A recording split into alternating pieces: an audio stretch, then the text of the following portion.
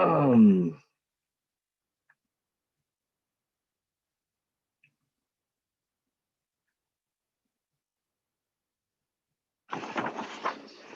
right.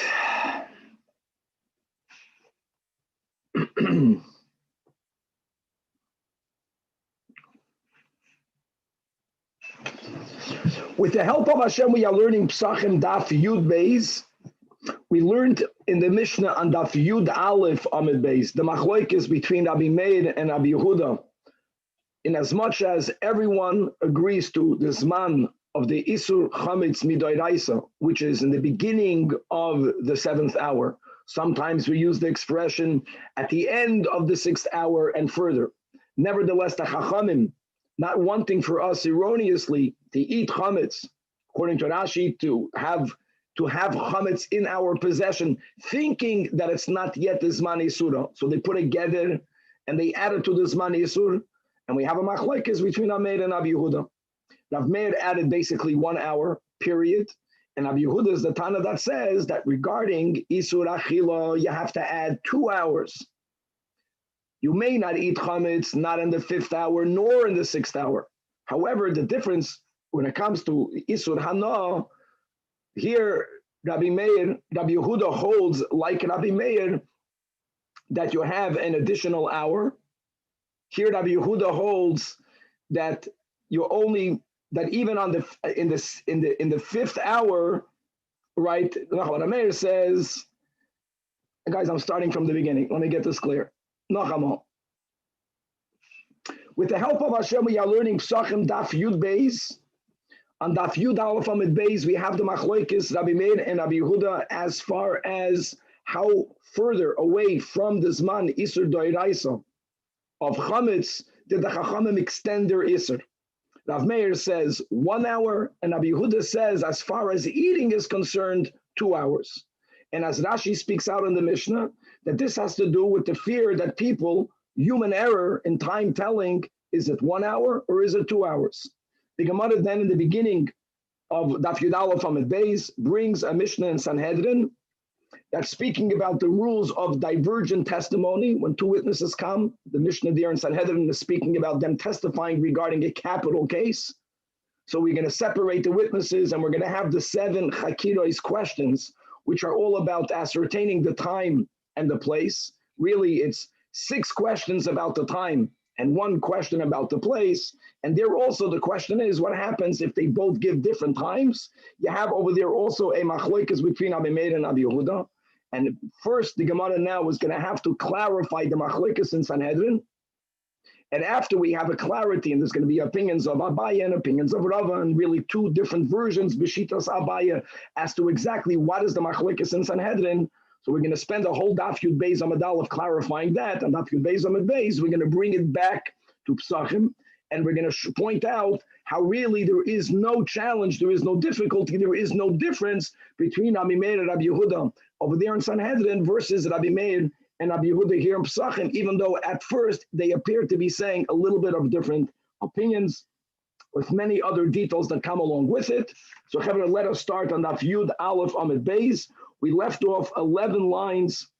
We left off 11 lines from the bottom of the page, or the 4th line into the wide lines in the Gemara. We quoted the first part of the Mishnah. We don't have to review. The second part of the Mishnah was, if one witness says that he saw whatever he's testifying about the 2nd hour in the day, the other witness says he saw it in the 3rd hour of the day, that is where Rav Meir says that it's not considered divergent testimonies. It's not considered testimonies that are contradicting each other. It's human error. It's all exactly the same time, but only from the 2nd hour to the 3rd hour. If one of them testifies that something happened in the 3rd hour and the other one testifies that it happened in the 5th hour, it sounds like a 2-hour difference. Here, Rabbi Meir holds a dusan betela, and Rabbi Yehuda, generally it sounds similar to the Mishnah, but we'll see first why it's really not that similar at first glance. Rabbi Yehuda says that even from 3 to 5, still a dusan kayemes, because it sounds like he tolerates a 2-hour human error mistake. However, Rabbi Yehuda himself says that when do we tolerate a 2-hour mistake? If they are both in the AM hours or both in the PM hours. But if it's, let's say, the 5th hour in the day to the 7th hour in the day, So you're going from the sun to the east to the sun to the west. Even here, Rabbi Yehuda says, like Rabbi Meir, Edusan B'Teila, because such a mistake people will not make. It's clear that it's AM or it's clear that it's PM, and no one would confuse these two times. Okay, so when you read the Mishnah, Mamash, it sounds like Rabbi Meir tolerates 1 hour, and Rabbi Yehuda tolerates 2 hours of a human error in time telling. And let's begin Amar Abaya. Amar Abaya says Abaya, and 11 lines from the bottom of the Amid, that Kishatim Saloimer Ledivrei Rabbi Meir. Kishatim Saloimer, Rashi says Kishatadagdek, Rashi 2 lines under the Gemara. When you're going to properly analyze the sheet of Rav Meir, then you will come to the following understanding, that it's not the way it sounds. What will you understand? That Ledivrei Rav Meir ein adam toya v'loi klum. That according to Rav Meir, people there's no human error in time telling. Now we'll have to understand, how can he say that if one witness says in the 2nd hour and the other witness said in the 3rd hour, why will he say Edusan Kayemis? But we'll get to there in a moment. And Ladivrei Rabbi Yehuda sounds like from Rabbi Yehuda, we tolerate a mistake 3rd hour to the 5th hour. Adam Toya Chatzisha. All Rabbi Yehuda allows in human error is 30 minutes, a half an hour. I mean, obviously we're speaking about Shoy's money, but we can say generally a half an hour, 30 minutes. And now Abaya will explain the case in the Mishnah in Sanhedrin. L'Rab Meir, l'Divrei Meir, l'Rab Meir, that ein Adam Toya v'loi klum. How is that? One said 2, one said 3. Ma'aseh ki hava. The story that really happened, the both of them are testifying about an event, was b'meipik tartu ma'ayil tlaz, was at the end of the 2nd hour, which is the beginning of the 3rd hour. And the witness that said, I saw this, it happened in the 2nd hour, he was referring to b'seif shtayim. The other witness that said, I saw it in the 3rd hour, what he really meant, that was the case in Sanhedrin, was b'tchila shalish, was in the beginning of the 3rd. So they were both speaking about exactly the same time. And if there would have been any sort of divergent timing, then we would not say, human error. Then we would say that the witnesses contradicted one the other, and the testimony would be thrown out. The Divrei Rabbi Yehuda that says, Adam Toya Chatzisha, hold on, the Mishnah said 3rd hour to 5th hour. So explains the Gemara that Ma'aseh ki hava bepalga da'arba. What really happened was 4.5. 4.5. Similarly, as he said before in Meir, same thing it will be in Rabbi Yehuda, that the one that said the 3rd, what he really meant to say was at the end of the 3rd. End of the 3rd, we just said, is the beginning of the 4th. When did the event really happen? 4 and 30 minutes. So he only went back 30 minutes. So therefore, Vikotoi, Palgish the Shaita, Dilakame. In other words, he said that it happened a half an hour earlier, it really happened a half an hour later. And that's exactly what happened. When he said the 3rd means the end of the 3rd, the beginning of the 4th. Similarly, the one that says, the event happened in the 5th hour. What he meant by the 5th is the beginning of the 5th. When did the event really happen? 30 minutes earlier. So what he did was, he thought it happened 30 minutes later. Again, his mistake was only a 30-minute mistake. Wow. And you can already see, according to this version of Abaya, how now the Mishnah in Sanhedrin really completely contradicts the Mishnah in Pesachim. But we're not going to jump now, because first we have to learn the other version of what Abaya said, which is almost the same. The nuance, the difference will be that here we are saying that the end of the 2nd and the beginning of the 3rd is the same moment. There is a moment that is shared, or you can consider it shared, the end of the 2nd, the beginning of the 3rd. No, the end of the 2nd and the beginning of the 3rd is a moment difference. But that's only a moment is tolerated.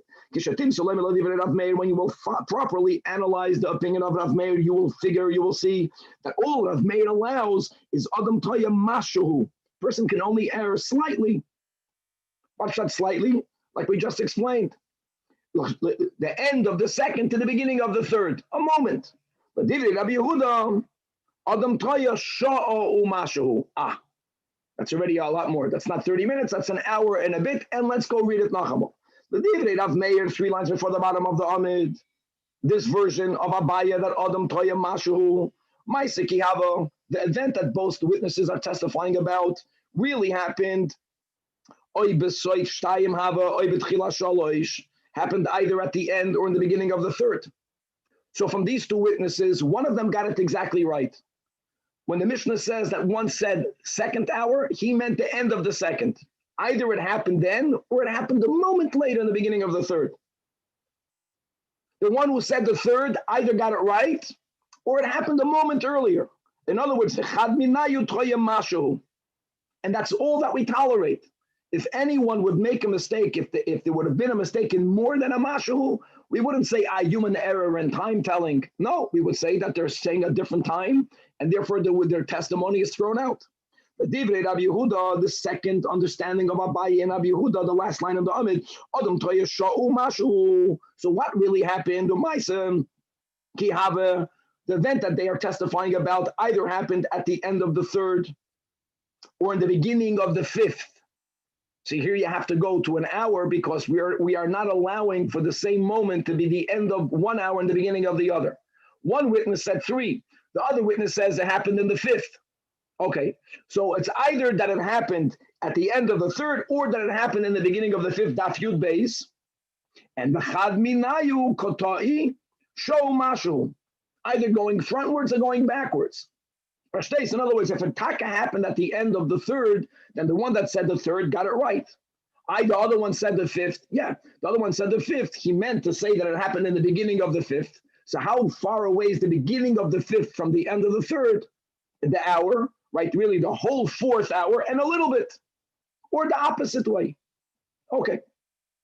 So understands Abaye in Avmeir and Abihud and Sanhedrin, which is very important, not the way we read it, not the way it sounds superficially, not from 2 to 3, 1 hour, Rav Meir and 2 hours Rabbi Yehuda. Zikr that, not. Now, Azar Afuna, Bereid Rav Yehuda, and Amra L'Shmaitza, L'Kameid Rava, he shared in front of Rava that which he heard from Abaya, the first version, the second version. So Omar, Rava means Rava, reacted, Rava says, Uma ilu daikinon bahanisadi. The Haide ko Amar Shalish betchila Shalish, the Haide ko Amar Chamish besoif Chamesh. According to what you're saying, not Rav Meir, not Rabbi Yehuda tolerates too much of a mistaken time telling. If we were to ask these witnesses to further clarify when they said that they saw it on the 3rd, when the other one said, let's say he saw it on the 5th, he's focusing now on Rabbi Yehuda, like 3rd and 5th, what time of the hour was he referring to? And if they would have clarified, I meant to say that it happened in the beginning of the 3rd, and the other one says, I saw it happening at the end of the 5th. If that would have happened, Have, Edus, Mukhashas, then these witnesses, even according to Rabbi Yehuda, would have been contradicting each other, and therefore, Beloi Katlin, and we would not kill the accused because we're speaking here about a capital case.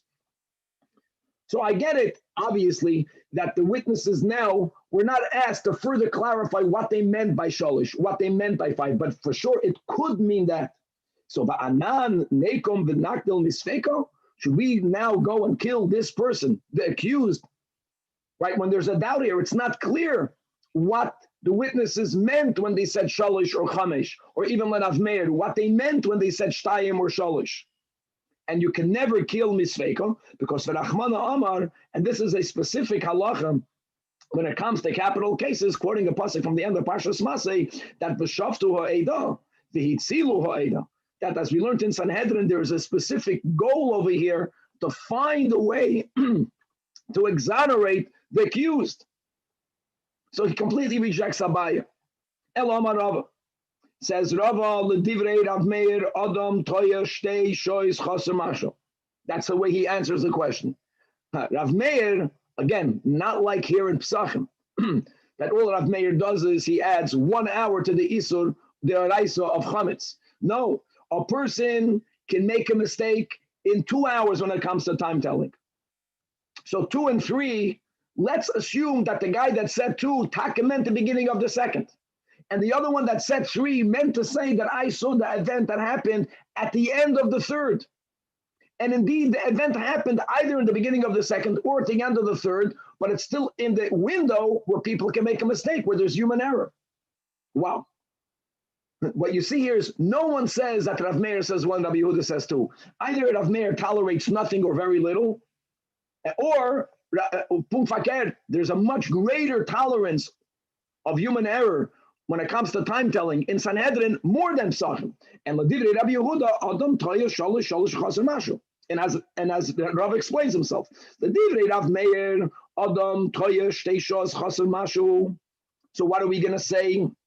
That the event that both witnesses are testifying about indeed either happened b'tchila shtayim or it happened at the end of the third hour. Now that's almost 2 hours apart. And one of them got the right time. The other one is off by how much? Which is exactly what Rav Meir still tolerates. He's going to say, oh, they're not contradicting each other. There's a human error. There's even a greater type of human error when it comes to time telling, which is normal, which is acceptable. And my so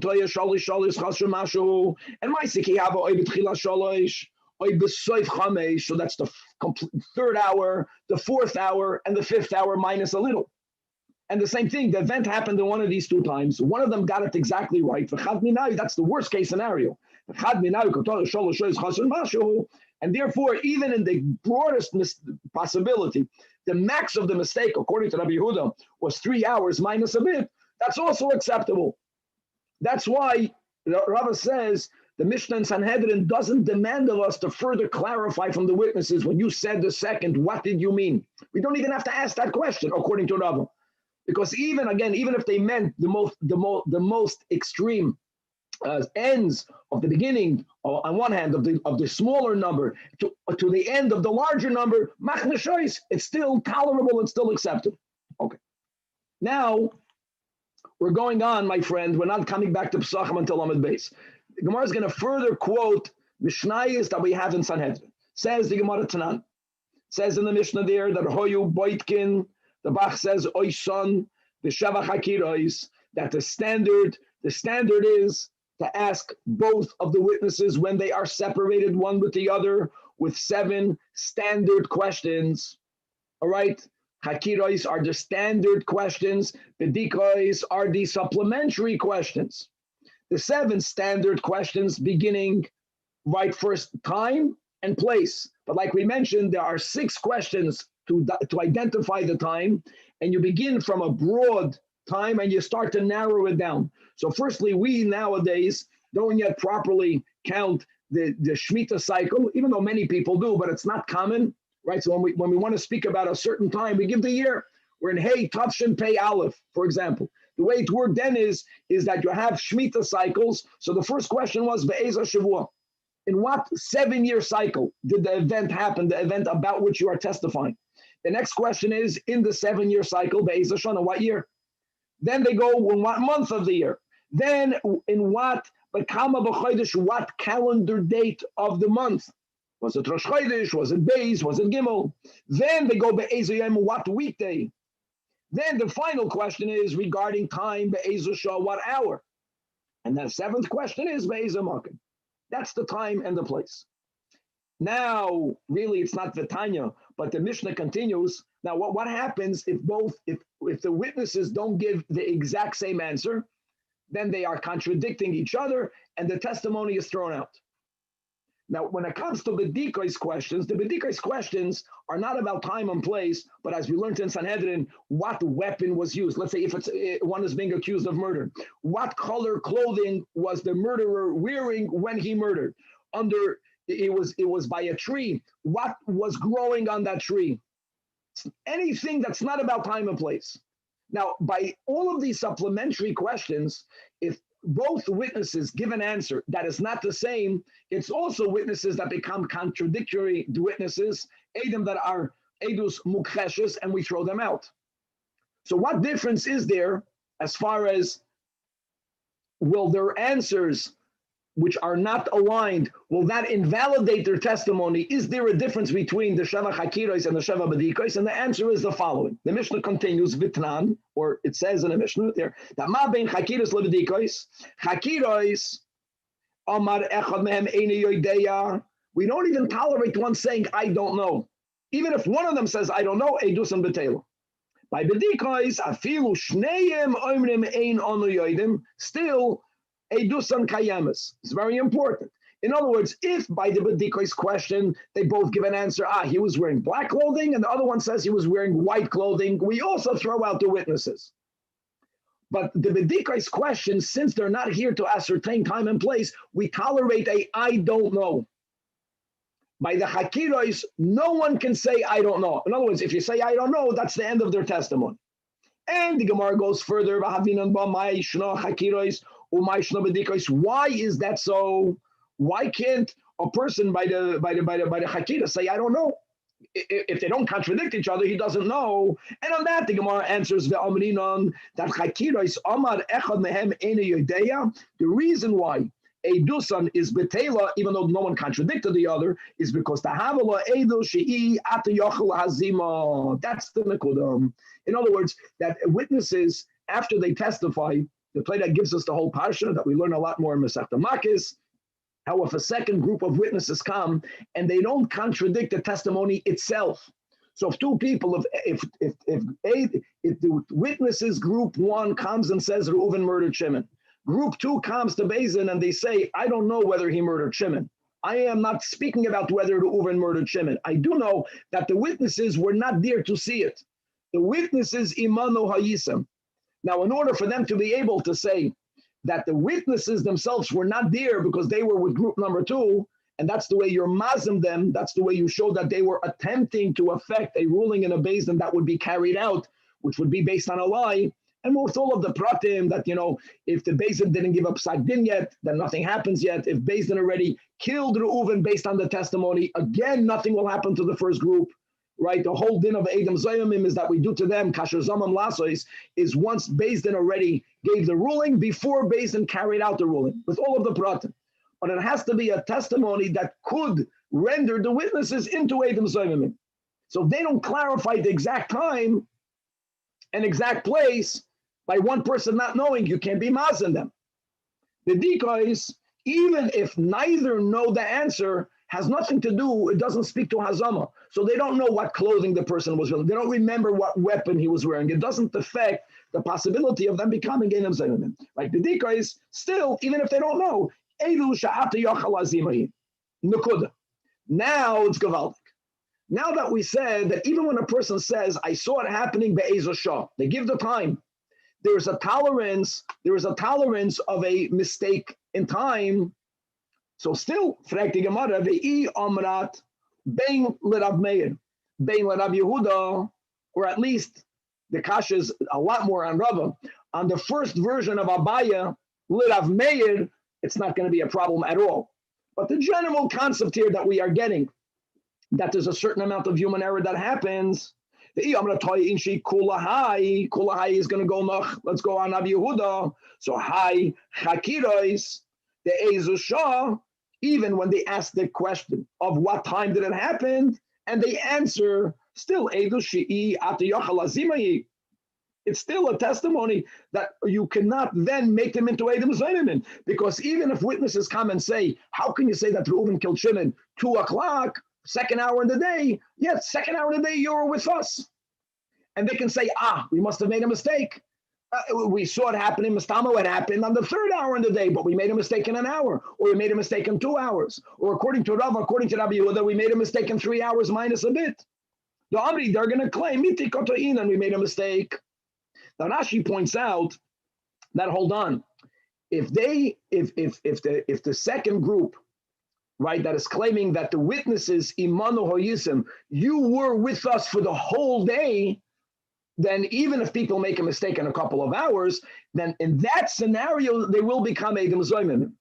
But Rashi points out that since we know that there are Sheva Hakiros, and one of them is Be'ezah Zman, and the point of these Sheva Hakiros, we don't stop Be'ezah Yom, right? Be'ez Yom, that's it. So then the only way to be Mazim witnesses is by saying you were with us that day. The fact that you have to ask Be'ez Shah, that means that we want through their response of what hour, that also should open the possibility of a more detailed Hazama. Because if not, why B'chlal ask what hour?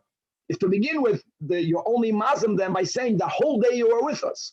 So Be'ez Shah doesn't lend to making a Hazama because people make a human error. Yavalik. So the Gemara answers, I get it that we know there has to be 7 chakiros, and one of them is Be'ez Shah. However, indeed, when you're Mazim witnesses, it's not enough for the new group to say, you saw Reuven killing in the second hour of the day. You were with us in the second hour of the day. They have to say you, the witnesses, were with us in the second hour of the day, and also in the time prior and at the time later, those times in which there is a possibility of human error. So they're still getting into hours, but the taka cannot be mazim by only mentioning the hour that the witnesses said. Okay. The answer is the Gemara, the Yavina Lahu Kula Ta'usayum. It has to be that way. They have to come and say, you were the second hour of the day, what, 8 a.m.? You were with us 8 a.m. And I know that maybe you could have confused. We're going to go into the details. Let Rav Meir a lesser amount of mistake. Let Rabbi Yehuda a greater amount of mistake. They have to add. Not only were you with us 8 a.m., you were with us earlier, 1 or 2 hours earlier. You were with us 1 or 2 hours later, right? According to Rabbi Yehuda, almost 3 hours later in certain circumstances.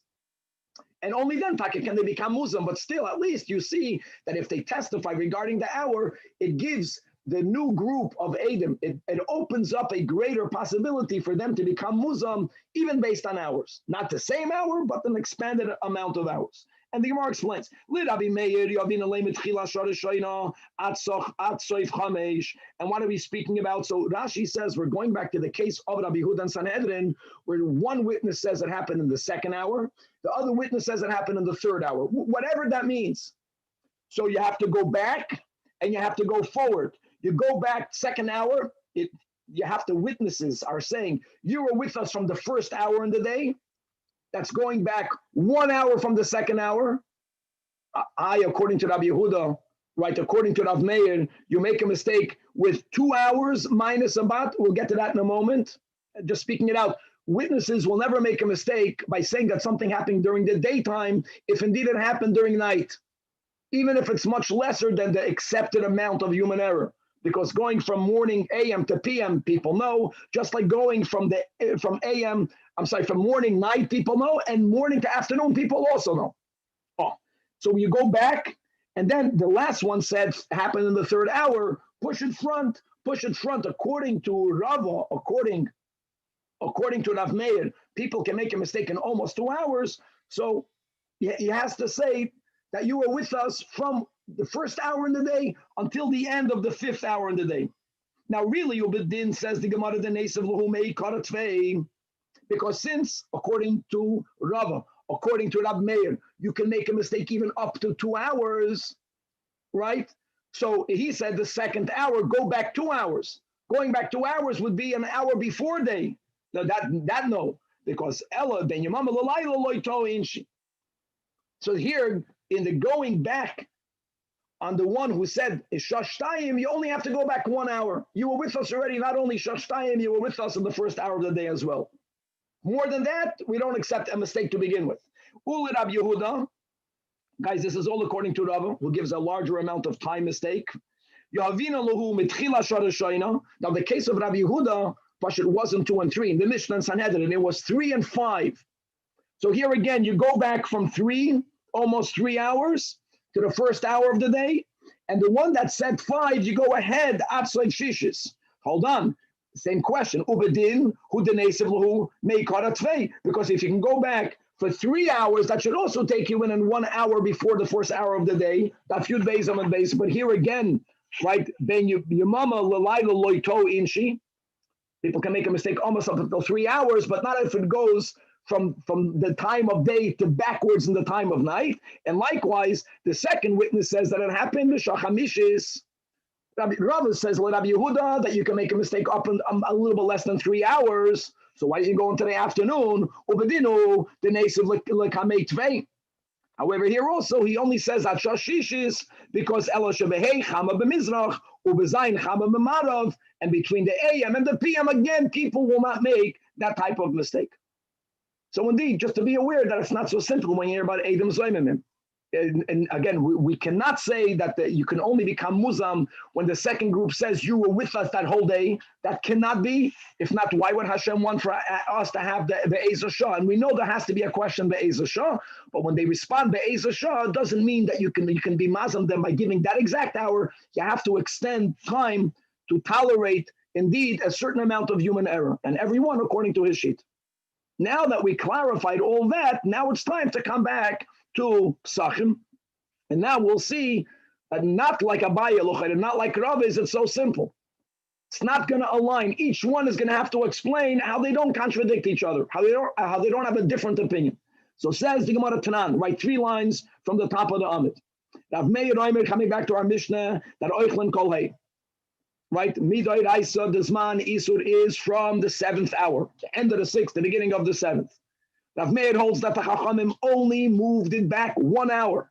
They only moved it back 1 hour, which means that not only can you have Hana'ah, you can eat it, you can also eat Chametz until the end of the 5th hour. From 1 hour, Koidem Zman Isur D'Oraisa, that's where together, Isur Achila and Isur Hana'ah, the soy from Tchila Sheish. That means that you can only make a mistake. The most you make a mistake is 1 hour. Rabbi Yehuda says that Oichlan called out when it comes to Isur Achila, people can make a mistake in 2 hours. So the Chachamim needed to put together, as far as eating is concerned, 1 hour even earlier, right? That means you can only eat until the end of the 4th. Elamah, when it comes to the 5th hour, Rabbi Yehuda didn't say, boom, you can't eat and you can't have Hana'ah. It was gradual. Gradual means you can't eat it, but you can still have Hana'ah. So if you have an animal, you can feed it to your animal. If you want to sell it, you can sell it. The toilin kolhei.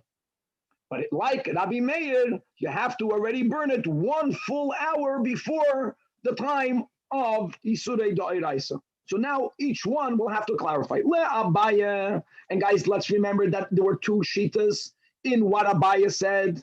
Let's go first with the first one. What did Abaye say, little Rav Meir? That in Sanhedrin, when it comes to Edus, the Ein Adam Toya V'Loi Klum, first version.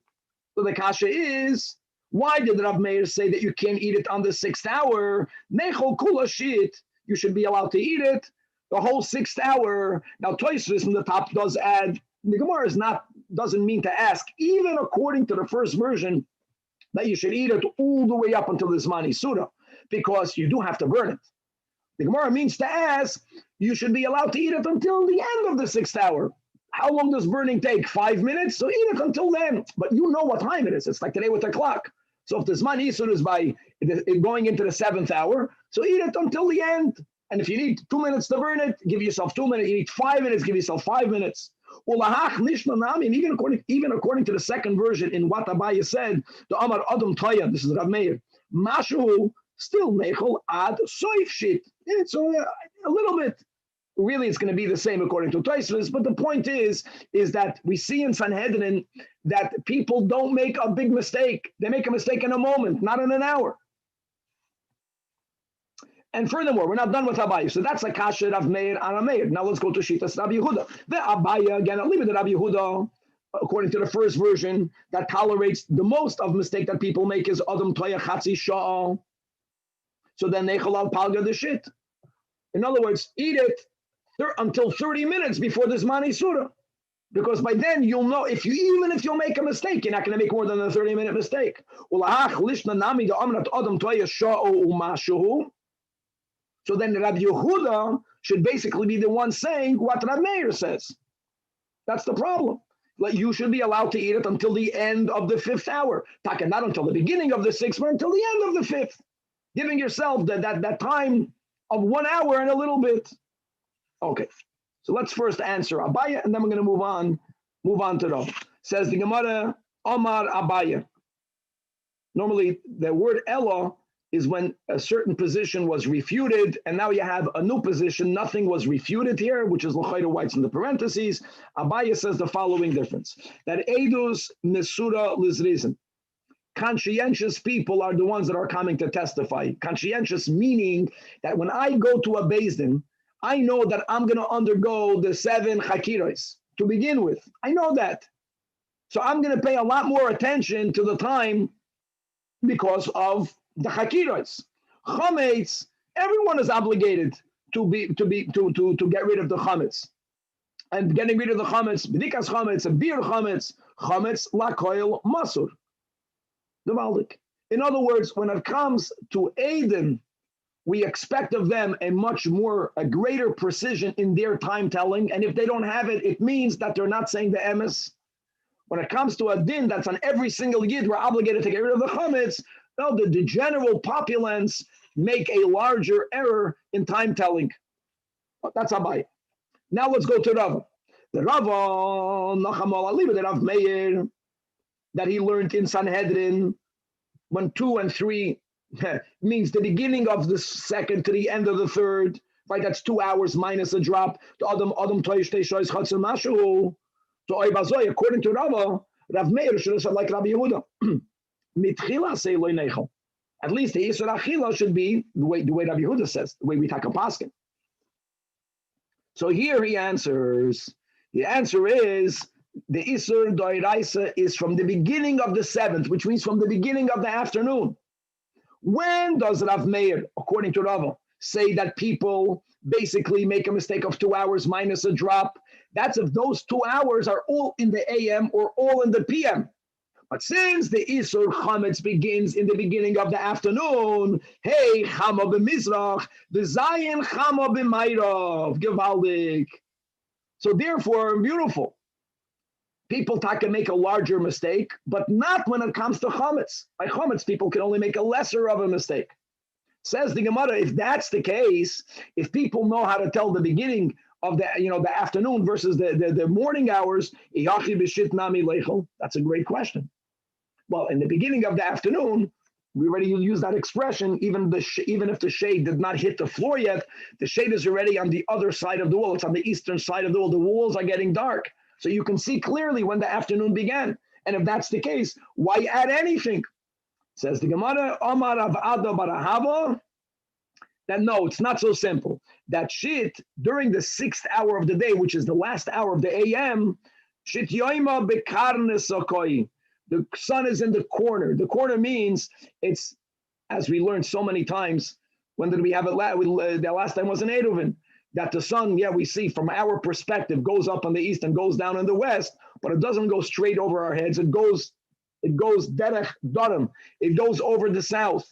And therefore, it's not so simple to ascertain exactly when the afternoon begins. When you look up into the sky, to you can think that it's not yet in the afternoon, but it is already in the afternoon. So yes, you have to add 1 hour to make sure that you never enter the Zman Yisura. Now, let's go back to the Rava Aliyah de Rabbi Yehuda, that over there in Sanhedrin, Rava explains that Rabbi Yehuda holds Adam Toya, Gimel Shoy is Chaser Mashu. 3 to 5 means in the beginning of the 3rd to either the end of the 5th. So if that's the case, let's go back 3 hours, Chaser Mashu here as well. How can you eat it in the 4th hour? You should not be allowed to eat it already from the beginning of the 4th hour. 4th, 5th, and 6th, Chaser Mashu. So here again, we're going to say that even according to Rabbi Yehuda, hey, Chama b'Mizrach, v'sheva Chama b'Mairav, so they're called Shein Dalet. Here again, but the problem is that the moment we take into account the AM and the PM, Takin Sanhedrin, from the 3rd to the 5th, there's a larger amount of time error, but here again, the Isur Daraisa is only in the afternoon. So this happens every now and then, even though Abaye and Rava were the ones, they are the ones that are arguing. Abaye far'en for the Rava. Is Tirgam Amaya live the Rava, his vart, that Eidos Mesura Lizrizim. And therefore, for Azaras, for sure, between the AM and the PM, they will not confuse. But since Chametz Masur Lakoil, so therefore, Behei you can't eat. Some people will still make a mistake even between the AM and the PM. Not the whole 3 hours, but yes, 2 hours. The Rava Omar, Lav Hainu Time of the Rabbi Yehuda. Rava disagrees that even the average person will confuse the morning and the afternoon. So weiter. So the kasha is according to him. In other words, if people don't confuse, there should have been a lesser amount of additional time. That's also midrabanan. But here we're mentioning here a machlekes we'll have later. We mentioned it in brief when we learned the Mishnah, whether the mitzvah of eliminating the chametz is dafke through burning it. Everyone agrees that it could be done through burning it. Question is, must it be through burning? Or you have it, you can make it into crumbs and throw it into the ear. You can give it to your dog to eat. You can throw it into the sea. There are many other options. So Rabbi Yehuda, who he is the one that says you have to burn the chametz, really it would have been enough to only extend the Isur 1 hour. 1 hour you can make a mistake. But since you have to burn the chametz, the Yahavu abundant sha'achas, you were given another hour when the Chazal says don't eat it, lilkoid ba'etzim, for you to go ahead and for you to gather the wood, meaning that if you would have been allowed to eat the chametz, then during that time you would not be collecting wood. Yeah, we mentioned before, right, the top toisvis, that you need a little bit, you need 5 minutes to burn the chametz. You need 5 minutes to burn the chametz if you have wood, if you have the fuel. If you don't have the fuel, you need to have time to gather it. So simply by saying that if you can eat it, people are not going to eat it and look for wood. So they added another hour simply for you to remember you got to start getting ready to do Sreifas Chametz. Okay. It says in a Braisa, Omar Rabbi Yehuda, Amosai, when do we have to fulfill the Tashbisu dafke through burning it? Which is what this topic that we just mentioned, Ein Bir Chametz Ala Sreifa, that's only Shaloi B'Shas Be'urai. Rashi says, Shaloi B'Shas Be'urai, look inside Rashi, 3 lines before the bottom of the Amid. Before the Isur Da'iraisa, Shaloi B'Shas Be'urai would mean, for example, in the beginning of the 6th hour, that's called Shaloi B'Shas Be'urai. However, Abel B'Shas Be'urai, but the moment the Isur Mida'iraisa kicks in, even Rabbi Yehuda agrees that you have to eliminate it, but you're not bound to eliminating it dafka by burning it, and therefore, what's the kasha? Look inside the Rashi. Abel B'Shas Be'urai, we're up to 4 lines under the Gemara. B'Sheva, Shehu Muzar Min HaTorah Hashvasasi B'Chol Davar. Even Rabbi Yehuda holds you can eliminate it any way you want. So what are you telling me? That really people are not going to confuse between AM and PM. Okay, go back 1 hour. That we established. 1 hour you can get confused. The reason why Rabbi Yehuda holds not for Isur Hana, but for Isur Achilo, there is an additional hour, is for you to have time to gather wood. Why do B'chol you have to gather wood? Why do you have to burn it before the Shas Biur? And then you have to burn it? No. Listen, if you have the wood, gesund to hate. But the moment the 7th hour kicks in, you can eliminate it any way you want. Lachatchila. The toirach zeh lama.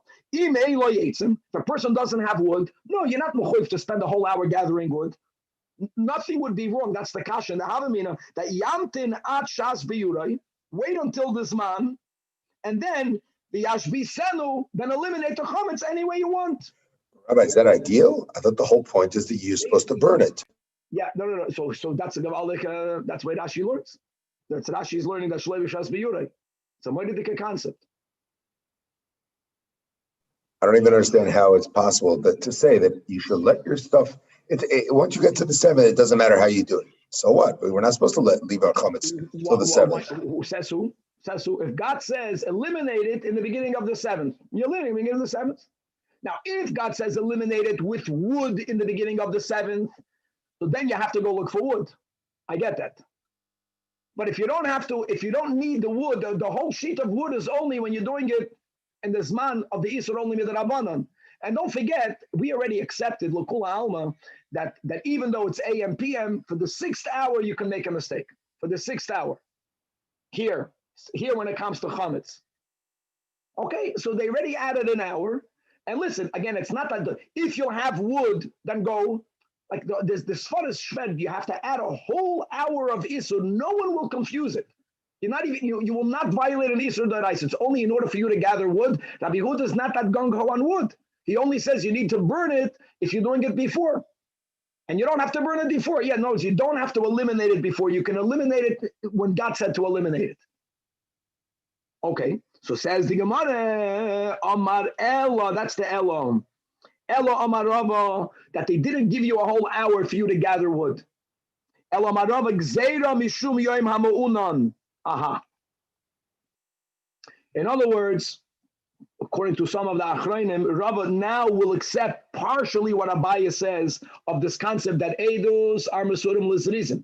And Chametz Lakoil Masur together with if it's going to be a cloudy day, then over there you can make a mistake in 2 hours. Okay. In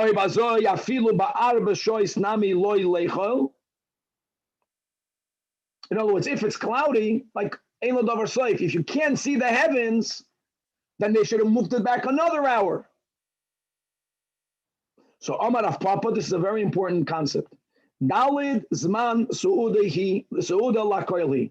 When it comes to telling the time, if a person has a habit, we know this, right? If a person wakes up every morning the same time, you will wake up every morning the same time. When people eat every morning at the same time, so then the person's stomach or the person's body will let you know that now is the time to eat. And that's a very precise time telling. That's a very precise way of telling the time. So since people regularly eat on the 4th hour of the day, no matter how cloudy it is, we all will know when is the 4th hour of the day. An internal clock. The internal clock works beautifully for people that are consistent. Elama, after the 4th hour, here you have to go to something external. Something external. If it's Yom HaMa'unan, then you might get confused. Okay. Again, how do you bring back the Yom HaMa'unan when it comes to Sanhedrin? That's a big discussion over here. But let's go with one approach that even Rava will accept Abaye's father that there is taka a chametz lakoil masur together with Yom HaMa'unan, and that's why you have to add another hour. And indeed, we learned this in the beginning of Shabbos. We find the Braisa as to the correct times when one should eat breakfast. And according to the updated Girs, as we'll see in a moment, that most people should be eating breakfast in the 4th hour of the day. Tana Rabbanan. Shana, that to eat breakfast in the 1st hour of the day, you know who does that? Michael Ludim. We learned over there in Shabbos, Ludim are cannibals.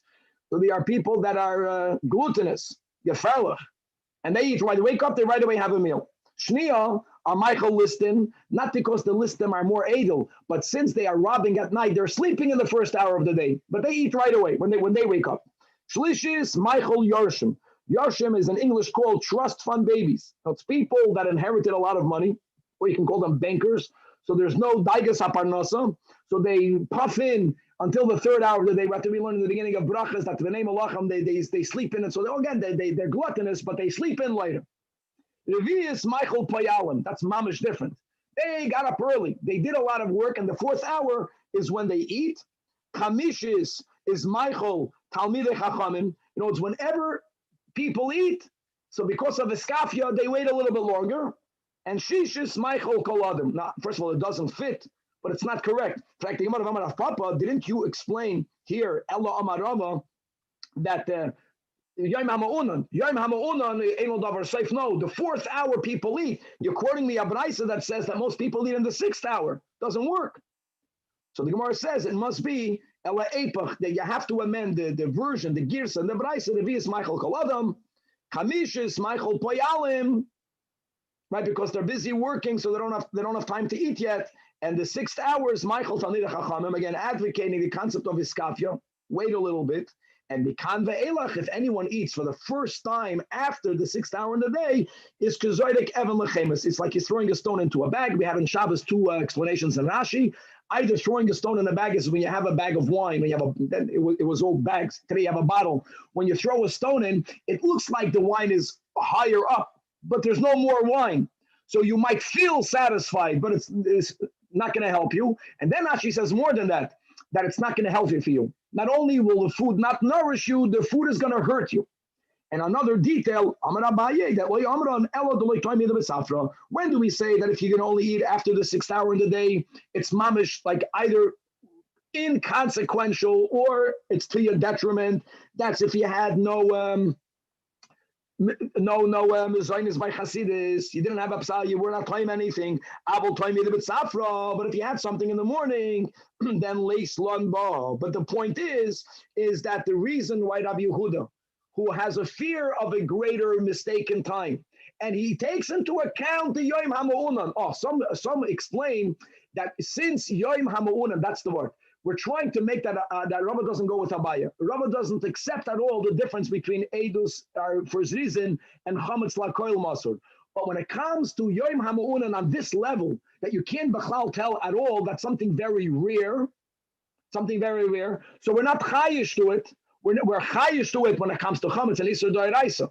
But when it comes to testimony, what's the worst case scenario? The worst case scenario is that really the witnesses are saying the truth. They made a bigger time discrepancy that because it was a cloudy day, because of the fact that it's very unlikely. And when you throw witnesses out, what's not the end of the world? We are told to look. We are looking to find a discrepancy in the witnesses, so we are okay with that as well.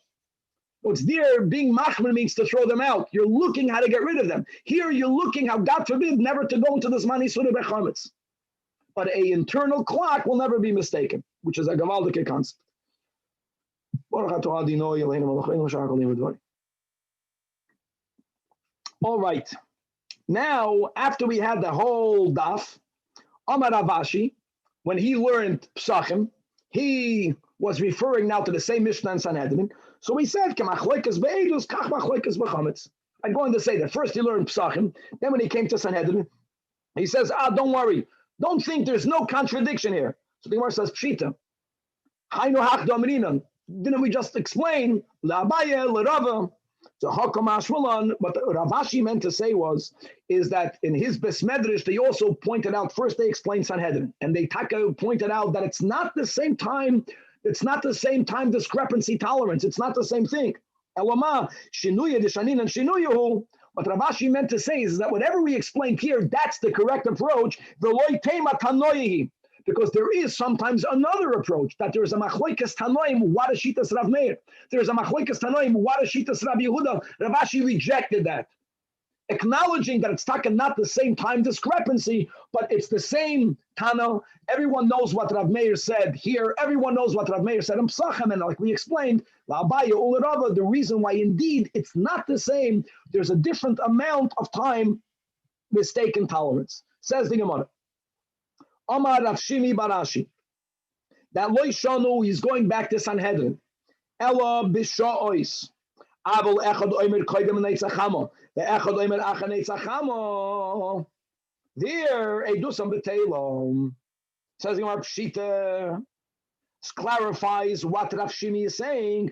Ella Echad Omer Koidem Neitzachamo. The Echad Omer B'Toich Neitzachamo. Here, Edusam B'Teilom. I invited Pshita. No, says it's not Pshita. Before sunrise, during sunrise is something that one will argue is the same exact time. He thought the sun began to rise, but there's such a glow, a brilliance of the sun right prior to sunrise. Sometimes to you it can look like sunrise. Maybe Bigiluya Hava Koi. In other words, it was already in the time of the Gilui, meaning there was already the glow. But the Zaharure Ba'almahu Chazi, really, he was seeing the ray.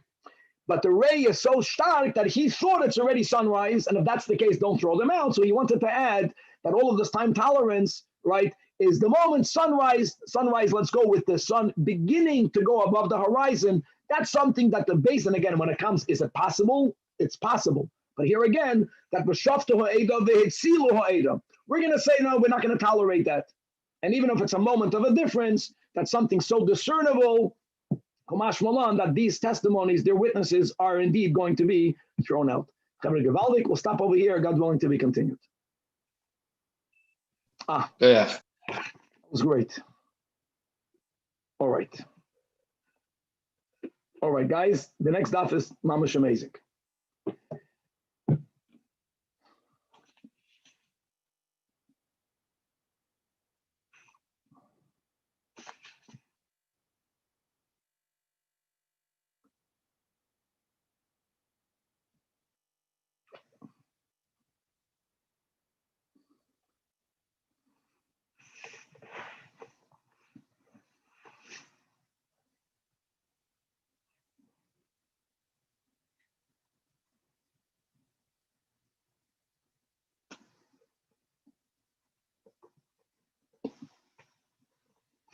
All right. I know it's a bit early, but here we are.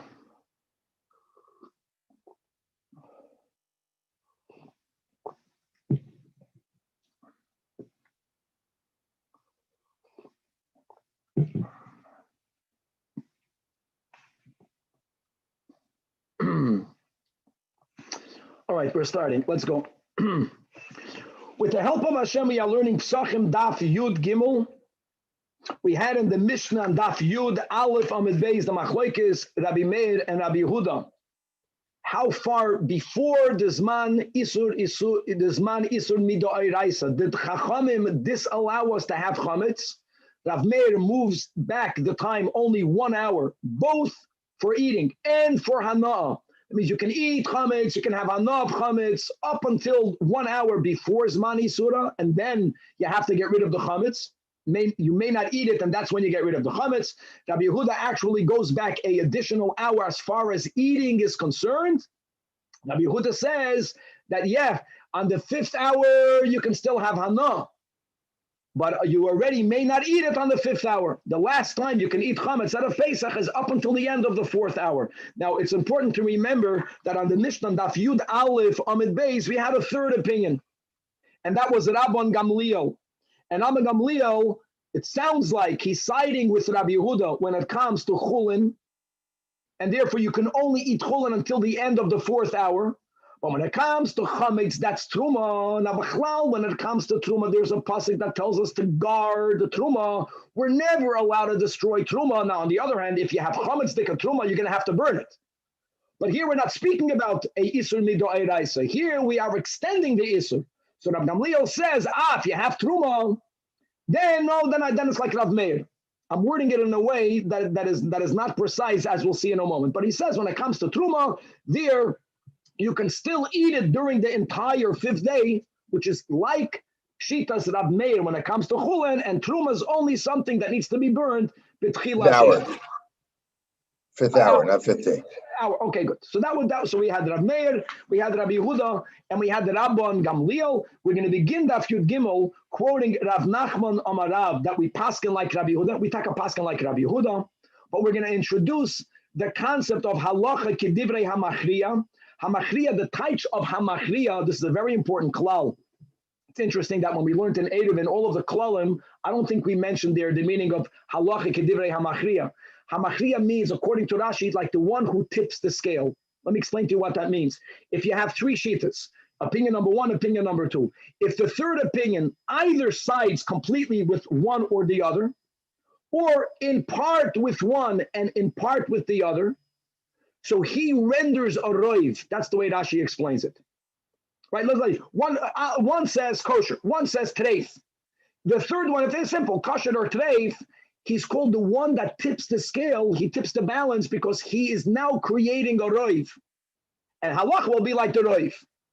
Even if in part he paskins like one, and in the other part in the other, well, so in that part there's 2 against 1. In the other part there's weiter 2 against 1. So there's a klal of halacha kedivrei hamachriya. And the way we just reviewed the machlokes between Rav Meir, Rabbi Yehuda, and Rabbi Gamliel, it sounds like Rabbi Gamliel is the machriya, right? He's siding with Rabbi Meir when it comes to chulin. He's siding with Rabbi Meir when it comes to truma. He's siding with Rabbi Yehuda when it comes to chulin. He sounds like a machriya, but we'll see that this is not, in our Mishnah, Rabbi Gamliel is not a machriya. He's viewed as a third opinion. And just a third opinion, it doesn't go into the rule of halacha kedivrei hamachriya. All of this will be to figure out why is it that Rav Nachman Amarav say the halacha is like Rabbi Yehuda, which it is. Halacha is like Rabbi Yehuda. We're going to go through something that we learned in Eruvin regarding kfar muftach lahem liyisrael she'ein Elyahu ba leiba arvei shabbasis v'leiba arvei yomim tovim.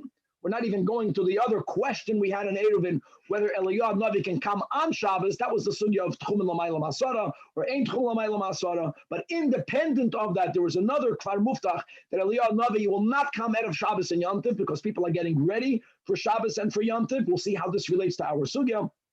We're going to have a machlokes. How should one dispose chametz of truma when Shabbos is out of Pesach, which is something that happens nowadays. Now, when it comes to chulin, we don't really care. But nachamal, there's a general isur in the positive. We have to guard our truma. So if I have chametz that's made out of truma, I know that when the zman isur will come, then it's valueless. I can't eat it. Then of course I have to burn it. On the other hand, as we know nowadays, that whenever Shabbos is out of Pesach, do you remember that we do biur chametz Friday at the same time that we would normally do it if it would have been out of Pesach? Light plug. So do you burn do you burn truma there? That's an interesting machlokes, because yeah, I understand that it's important for people to remember that the day before you burn the chametz. If you would burn it Friday afternoon, then that year you're doing nothing wrong. But then people will have this in their minds that you burn it in the afternoon, and when the day before is Taka Erev Pesach, then you, God forbid, then they, as we just learned in the last daf, even if you can wait up until the 7th hour, but you have to right away eliminate it. You can't own it, right? According to Rashi, you're oiven and balira bal yamatzah still Erev Pesach from the 7th hour on. We're going to learn about that. We're going to learn about the concept of the Yisem Nikiyim Mahashem Yisrael, which is the words that Moshe Rabbeinu on Parshas Matos told the Bnei Gad and Bnei Reuven. We're going to just clarify the difference between Marasayin and Chshad. These are two completely different things. The Yisem Nikiyim is Chshad. I'll explain when we learn the Gemara. We're going to have the Shita that is connected to a Sugim Bava Metzia that says that a custodian, if I'm guarding an article that a mafkid gave to me to guard, and that item is becoming worthless, it's losing its value, so there's a certain normal amount of deterioration when it comes to produce that we tolerate. But if it's going beyond that, do I have the right to sell that article to help the owner? A machloikas about that. One side is that without his explicit reshus, I may not do so. We'll see details over here. We're going to see again how this leads into the topic of chametz and Erev Pesach. On Daf Yud Gimel Amud Beis, we're going to go back to the Mishnah. The Mishnah spoke about the Mishnah on Daf Yud Aleph, that spoke about how in the Beis HaMikdash, what type of siman was made for people to know what time it is. All the Shitas Rabbi Yehuda. You can only eat chametz until the end of the 4th. During the 5th, you have to burn it. During the 5th, you can have hana, you don't have to burn it.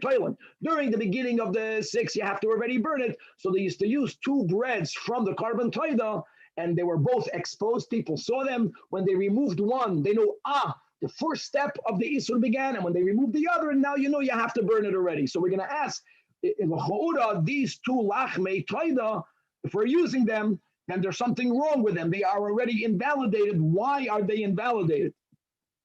And we're very careful never to invalidate kachim. So it's like almost like this is going to happen.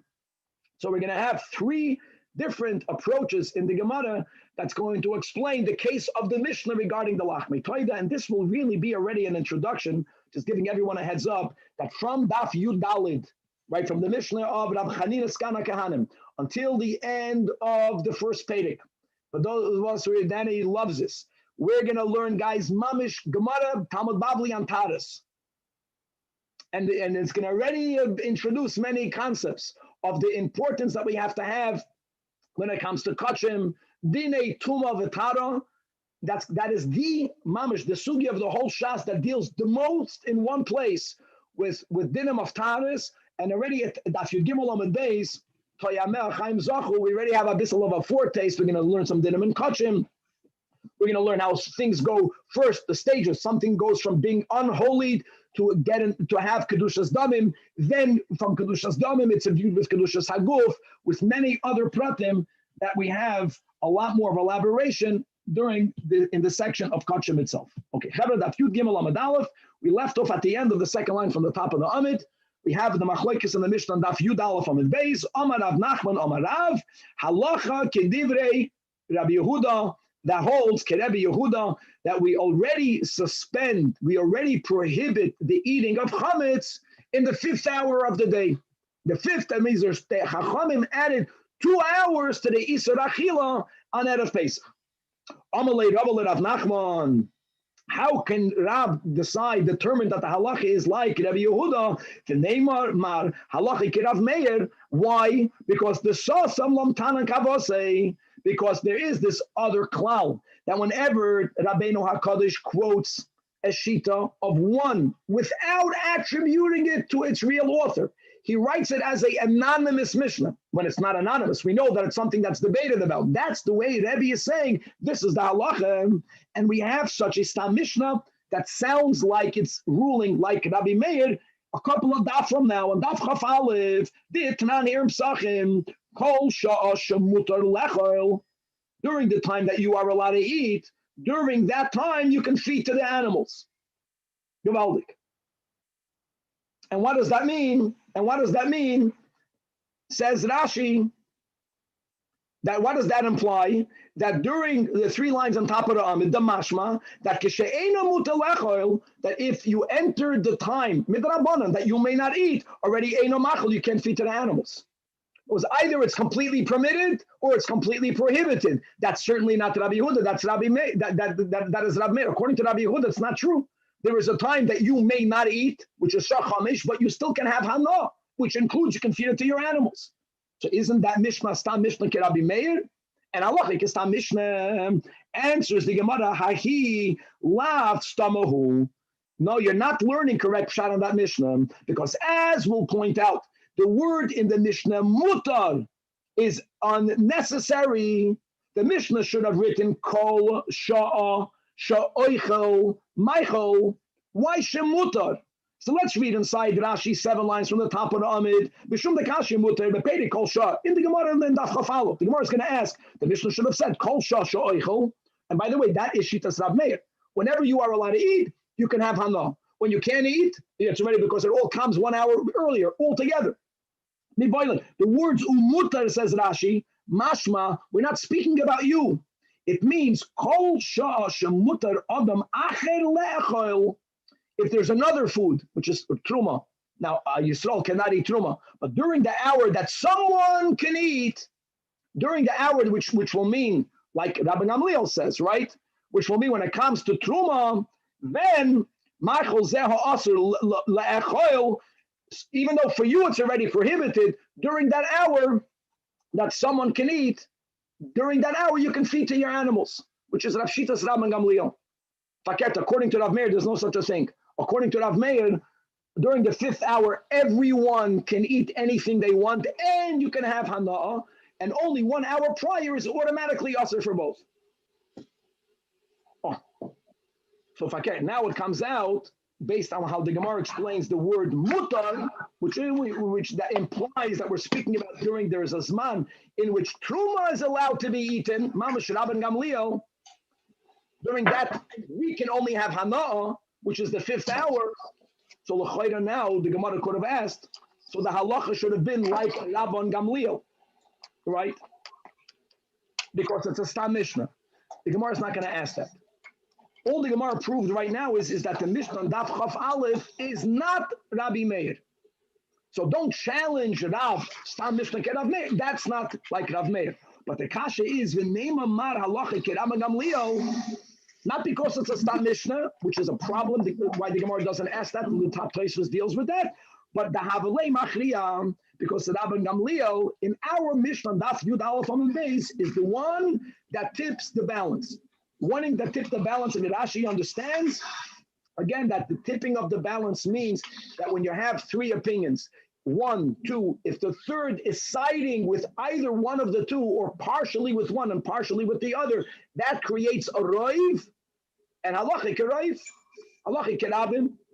So Amar Lei, to which he responds that you're not understanding the meaning of halachic divrei hamachriya. In our Mishnah, Rabban Gamliel is not called a machriya, right? Lav machriyahu. What is he? He's ta'am the nafshei ka'amar, right? He is stating his own reasoning, means that he's a complete third different opinion. This is a very important concept. Let's read inside the Rashi. Lav machriyahu, says Rashi, kide perishis lecham and bepirkim. That the ein hachraas das shlish is machraas. If you have a third opinion, someone who's stating a new thing, it's not going to be joined with any one of the prior 2, because it's a third shita.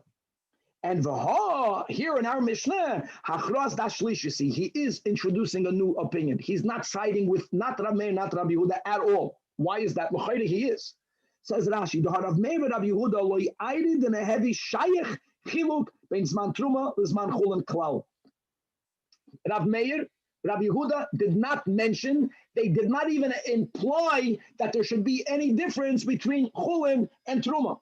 In other words, Rashi speaks out. The Havatanan, if Rav Meir in the Mishnah Daf Yud Aleph would have said, Rav Meir Omer Echad Chulin ve'Echad Truma, whether Chulin, whether Truma, then Kol Chamesh, you can eat the whole fifth, everything, and he specified. And Rabbi Yehuda would say, no, Echad Chulin ve'Echad Truma Kol Arba, both Chulin and both Truma, you can only eat them till the end of the fourth. And then Rabbi Gamliel would say, Chulin Kol Arba, Truma Kol Chamesh. That is the case of a das that's machra'as. That's called a hachra. That's a person who's tipping the balance because he's speaking out like in one area like Rav Meir, in the other area like Rabbi Yehuda. Avol hashta the inhu, they, Rav Meir, Rabbi Yehuda, le'atkur truma v'chol klal. They never mention these words. Le'golu datam sheyehei shum remez din lachalik b'neim. So if they never mention chulin and truma, says Rashi explaining this concept, lav achroi. It's called a new opinion. Even though, it comes out when you can say it, that he's saying like Rav Meir, he's saying like Rav Meir by Truma, he's saying like Rav Yehuda by Chulin, but that's not called siding with them. So you don't have a roiv. If you don't have a roiv, then you can't use the klal of halachic divrei hamachriya to say halachic Rabban Gamliel. So that question was removed. Now again, the question still stands, and Tosfos points it out. But still, now that we established that the Mishnah Daf Chaf Aleph is following Shitas Rabban Gamliel because of the diuk of mutar, so then halachic is tam Mishnah. So Tosfos says, "Enachanami." The Gemara could have asked it, but we are relying on a iba yisema. I would like to suggest something at the end of the daf, but let's move on by it. Okay. So Atkan, we don't have a kasha against Rav. The iba yisema. The iba yisema is more that even if you're going to say, that's the way Tosfos understands, that the Mishnah in Chaf Aleph poses a question against Rav, not that he should paskin like Rav Meir, but he should paskin like Rabban Gamliel. Yet Rav went ahead and he paskin like Rabbi Yehuda. You know why? Because he learned the following brayso. And as we'll see in that brayso, we clearly paskin like Rabbi Elazar ben Yehuda Ishbar Toisa. And the brayso says so clearly that we paskin like him. And as we will see, Rabbi Elazar ben Yehuda Ishbar Toisa holds like Rabbi Yehuda. So here you have, you can have two different klalim. Then you have to pick which one is going to prevail. So even if the Mishnah on Daf Chaf Aleph would have led you to paskin that halachic Rabban Gamliel, it's not Mishnah. But when you have a Tana that explicitly says that we paskin like someone who follows Rabbi Yehuda, so Rav says, I'm going to follow that Tana. Now, what did that Tana speak about? Rav the Omar Ki Hai Tana, the Tanya.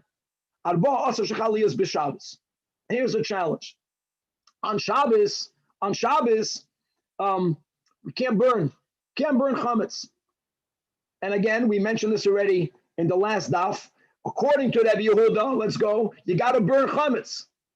You certainly have to burn chametz before the 7th hour of the day. Can't burn chametz on Shabbos. So then you could burn chametz from before Shabbos.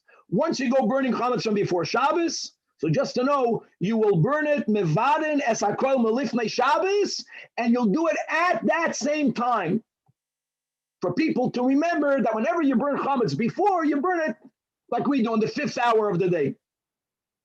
Furthermore, what happens if you have chametz dikatruma? Normally, it's prohibited for us to destroy chametz dikatruma. So says this Tana, Rabbi Elazar ben Yehuda, the surfin truma is not only a ve'ar tameis. Now, if ve'ar tameis is no problem. Not only truma that is already in a status of teluyos. If you have truma that midoiraisa is okay, but midrabanan it's not, then you also may not burn it, because since on a doiraisa level it's started, you can't burn it. What you do is you wait for it to become tamei, and then when it becomes tamei, truma that's tamei should be burned. In other words, we are allowed to have hana'ah from truma tamei. That's what Kahana would use truma tamei for fuel. So again, even teluyos normally is not burnt. You could, and even tohiros. So he holds the following: since we are heading towards Pesach, once the Isur of Achila comes in, then you can burn Truma. So there's nothing you can do with this Truma anyways. So you are allowed to burn it even a day prior. However, The whole logic of you being allowed to burn it early is because there's nothing, it's valueless to you. It's anyways going to become prohibited, hold on. But there's meals that people eat from when you're burning it until this man habir. So says the Tana, indeed, the amount of food from Truma that you need for the Mazen Shtei Seudos, that's something that you may not burn. That is something that you have to separate. How do we get 2 meals? In order for you to be able to eat the Truma until Dalit Sha'is. Now hold on, before we get into the detail of the 2 meals, clearly he's saying that until when can you eat Chametz? Ad Dalit Sha'is. And he's speaking about Truma. Not like Rabbi Gamliel that gives an additional hour for Truma. Not like Rav Meir that Bechlal they give you a whole all you can eat on the 5th hour. Clearly, this is Shitas Rabbi Yehuda. Now before we go on, it was not said by Rabbi Yehuda. This is Divrei Rabbi Lazar Ben Yehuda Ishbar Taisa Shana Mishum Rabbi Yeshua, but this is based on our Rabbi Yehuda. Now hold on, 2 Seudos. So there's a very important Rashi here. Rashi says, why not 3 Seudos? The whole Shalish Seudos, the Shabbos. Don't forget, guys, you're burning the chametz Friday, right here, in the Zman of burning it every single year. You already ate breakfast. So how many meals are left? So it's the first next meal that people didn't eat the whole day. They ate at night, so they ate it will be Friday night. That's the first meal of Shabbos. Then you're going to have the Shabbos morning meal. That's the second meal of Shabbos. Rashi says normally there are 3 meals on Shabbos. Because the whole Shalish Seudos, I'm reading inside the Rashi, the Shabbos is Arvis, Shachris, Mincha. And the Erev Pesach, Asul Lechel Min HaMincha L'Mayla. Asul Lechel Min HaMincha L'Mayla. So since Shalish Seudos is later in the afternoon, B'chlal you can't eat. Ask all of the commentators, why did Rashi have to bring in this generic issue of Erev Pesach? We want to go into the Seder, hungry, desiring to eat the matzah. Why didn't you just write that you can't eat chametz doiraisa, even doiraisa from the 7th hour on? Why don't you mention that? So this is, you see clearly that you can fulfill Shalosh Seudos here without bread. That's one of the sources we have over here. And Akiyadua B'chlal the Hayom Yom, right from Chav Beis Adar Aleph, where the Rebbe writes that when the Rebbe Rashab said a mimer, and there he explained that the pasuk Hayom Loi Simotzu, that today you won't find man, that the inyan of Shalosh Seudos is Al Pi Raivan, that Raivan you're so close to Olam Haba, that there the neshama will be in the Henem and Aguf, we won't have to eat, and we express it by night where we're not makbet to have bread. Now the Rebbe Taka writes that if people have to be toyim something, if I can't, we quote the Rabbi Yossi, Yehechelki, the whole Yehechelki sugi and Shabbos Kuf Yud Ches. But you don't have to eat bread. You have a source over here, because if Shalosh Seudos would have to be with bread, then Rashi would not go ahead and say that Erev Pesach Hasalechel Min HaMincha L'Mayla. He would say you can't have Shalosh Seudos because you can't have bread because it's in this money. So very interesting. But coming back over here. 1 second. Does that mean that we don't learn Chassidus and do Satan Negunim when Erev Pesach falls on Shabbos? We definitely do. We definitely do. But since you're not going to be eating chametz, according to Rashi, it seems like we don't. No. You can't eat. You can't eat, but you can say Chassidus. No, you got it wrong.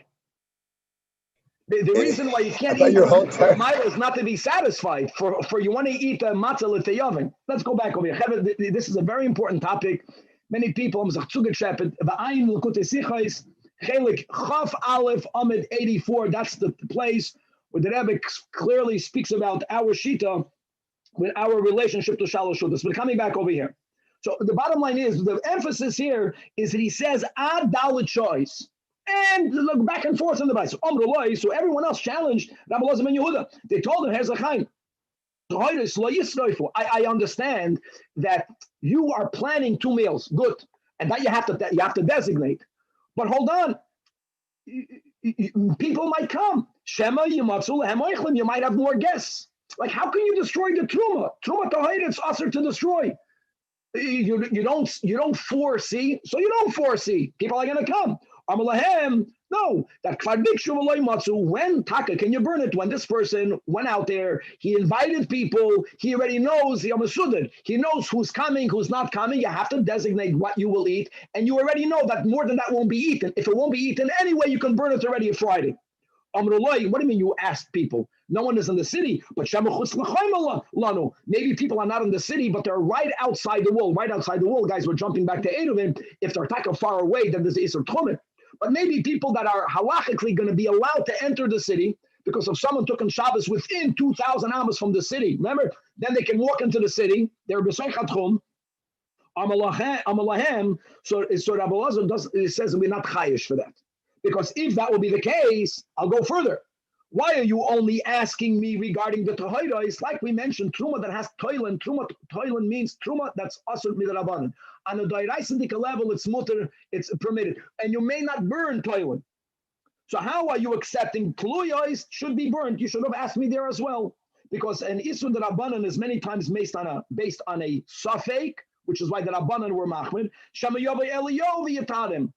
From now, from Friday Zman of the normal Zman Biur until later, Eliyah Navi can come. He can come either today, Friday, out of Shabbos, or tomorrow, Shabbos, which is out of Yantif, and he is going to clarify the doubt, and he's going to, therefore, what is Asr Midrabanan clearly means you don't know. He'll tell us what the din is. So why are you only asking me regarding the Truma Tahira? You should have asked. His point is that we don't have to be chayish for that. What is challenging about the toilen. Now, I just want to point out the following. If we mentioned this when we learned the sugya in Eruvin,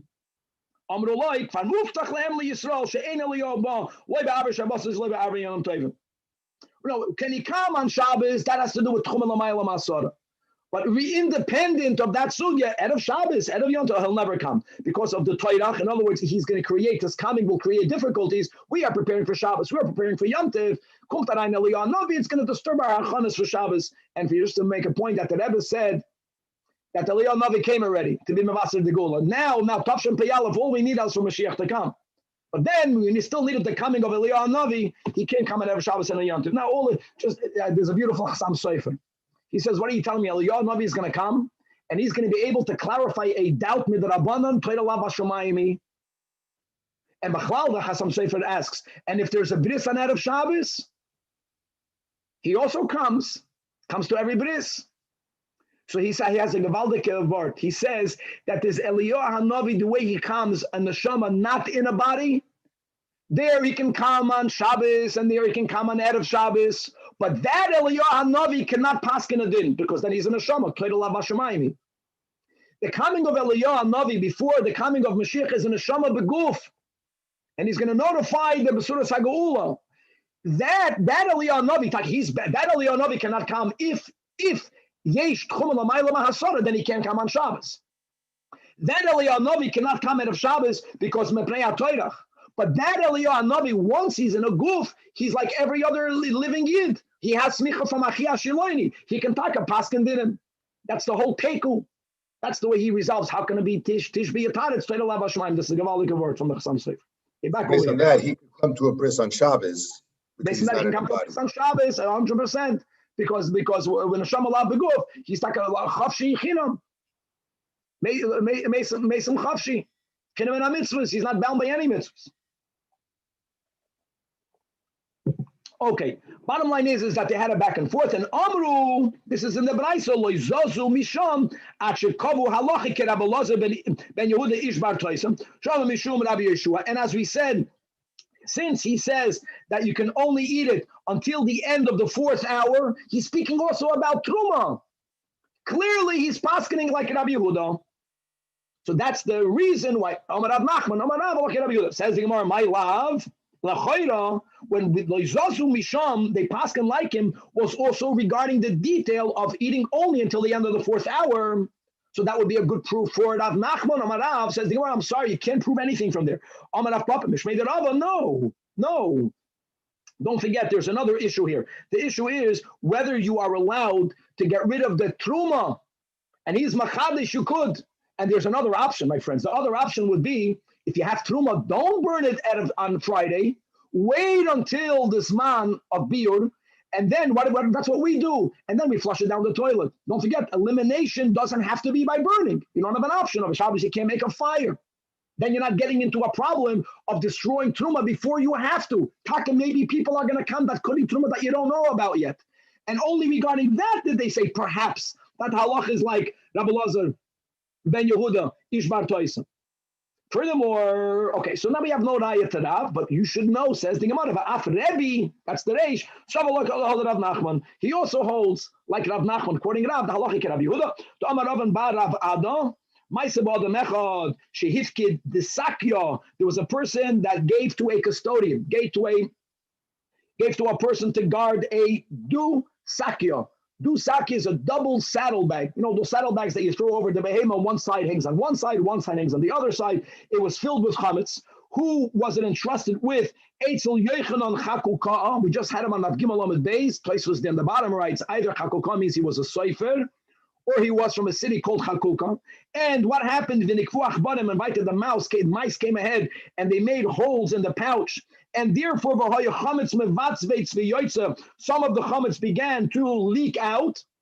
Now, leaking out the chametz means that the chametz is getting lost. That in itself, with another issue, you have to know why you need both, but we need both, is creating, like we mentioned in the words of introduction, if I am guarding, if I am a custodian, I'm a shomer, I'm guarding over something that belongs to you, but it's getting depleted and it's going to come to a point where it will become worthless. So normally for me to sell that item, I need to have your explicit reshus. But if I don't have your reshus, but the item, for sure you would want for me to sell it, to salvage it, that's what happened over there. Now, again, it's not enough that it was leaking out, but the issue was also, you have to understand why you needed both, is that it was already out of Pesach. And the closer you, the moment it hits the Zman Isur, then you can't even have Hana from Chametz. Then it's a complete loss. It's not only that, when you sell Chametz on Erev Pesach, the closer you get to Pesach, the less value it has. You know, there's demand and supply. People early in the morning, they want to buy Chametz. No one has Chametz. It's worth a lot of money.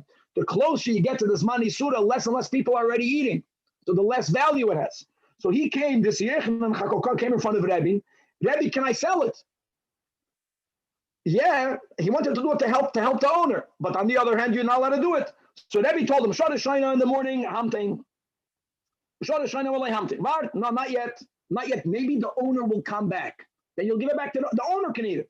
Shnia hamting, shlishis hamting. Listen to this, guys. Revi'is hamting, chamishis. Now chamishes, according to Rabbi Yehuda, we may not eat it in chamishes. So why was he telling him to wait? Because maybe the owner will come back, the owner can eat it. Even if the owner comes back, that's the pshat, he can't even eat it. So Amalek saying, go sell it. Now, it must be, the Gemara is saying, selling it to a goy. Because you could have Hana, and that means, you see over here, that Rebbe gave us psak din based on Rebbe Paskin like Rabbi Yehuda, if that's the meaning of selling it in the market to a goy. Rabbi Yehuda, Amar Rav Yosef, don't bring me that story. That story proves nothing. Maybe what Rebbe meant was to sell it to a Yid. Because faket, maybe Rebbe Paskin like Rav Meir. Rav Meir holds that the last hour that you can eat it is in the 5th hour of the day. So again, also, don't wait until the last second. Sell it the last hour. Go as close as you could.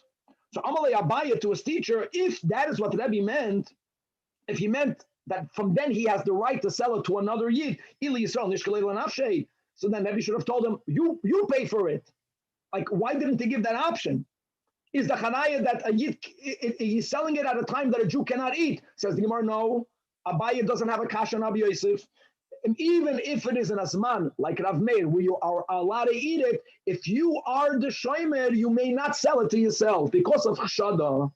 Guys, remember this. Marasayin means I may not do something that will be of bad influence. If I do something that others who look at me will think that what I'm doing is mutter, because if I'm doing it, if you're doing it, you know what you're doing. And then they'll copy what you're doing. And then they'll copy it in a scenario where it's asur. That's called marasayin. We don't want to be of a bad influence. Chashad is that if I do something, everyone knows no one is going to copy me, but they're going to suspect that I'm violating the Torah. Now, not being of a bad influence is much more severe, but still a person should not behave in a way where others will think that he's a violator. That's called chashada. And the Tanya, the last narrow line, Gaboy tzedakah, she'elam aniyim l'chalik halavai taka. So they collected money, and they were smaller copper coins. And when you start storing money, you would rather exchange the little copper coins for larger silver coins. So that's called you're being plated. That exchange should be made by someone else. Don't make the exchange yourself, because people are going to think, you're doing it.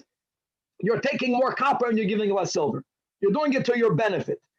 You're not doing it. Don't do something that can allow others to suspect you. Similarly, a gabai tamchoy, right? They would have the food platter, which means there was a food bank, and that was food that was collected every single day, right? And it was given out every single day. And if, again, halavai, that there's no aniyim in order to hand it out. So you can't, food has a shelf life. So you have to sell it. But again, pasuk over there in Parshas Matos, that Moshe Rabbeinu tells me, God knows the truth, but there's also a concept, don't behave in a way where Yidden are going to suspect you. Okay, so Rabbi Yosef stands. So Rabbi Yosef is saying that you can't prove from that story because Lav Dafka Rebbe said to sell it to a goy. And here we have in PESACHIM for the first time something that we had so many times in Eruvin, that Rabbi Yosef, who sadly got ill, and part of the effect of the illness was that he forgot his learning.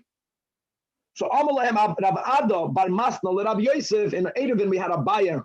Here it's another of his Talmidim. He tells Rabbi Yosef, you are challenging the proof from that story of Rebbe. You were the ones, Beferush Amarat Lan, that what Rebbe meant was to go and sell it to Goyim because Rebbe Paskins like Rabbi Yehuda. So now we're just pointing out, even though we didn't have a source in which what did Rav rely on, that wasn't clear, but at least we see that Rebbe also Paskin like Rabbi Yehuda. Amar Rabbi Yosef. Now comes Rabbi Yosef. Kaman Ozlo Hashmaitz of the Rebbe. Oh, now he was reminded.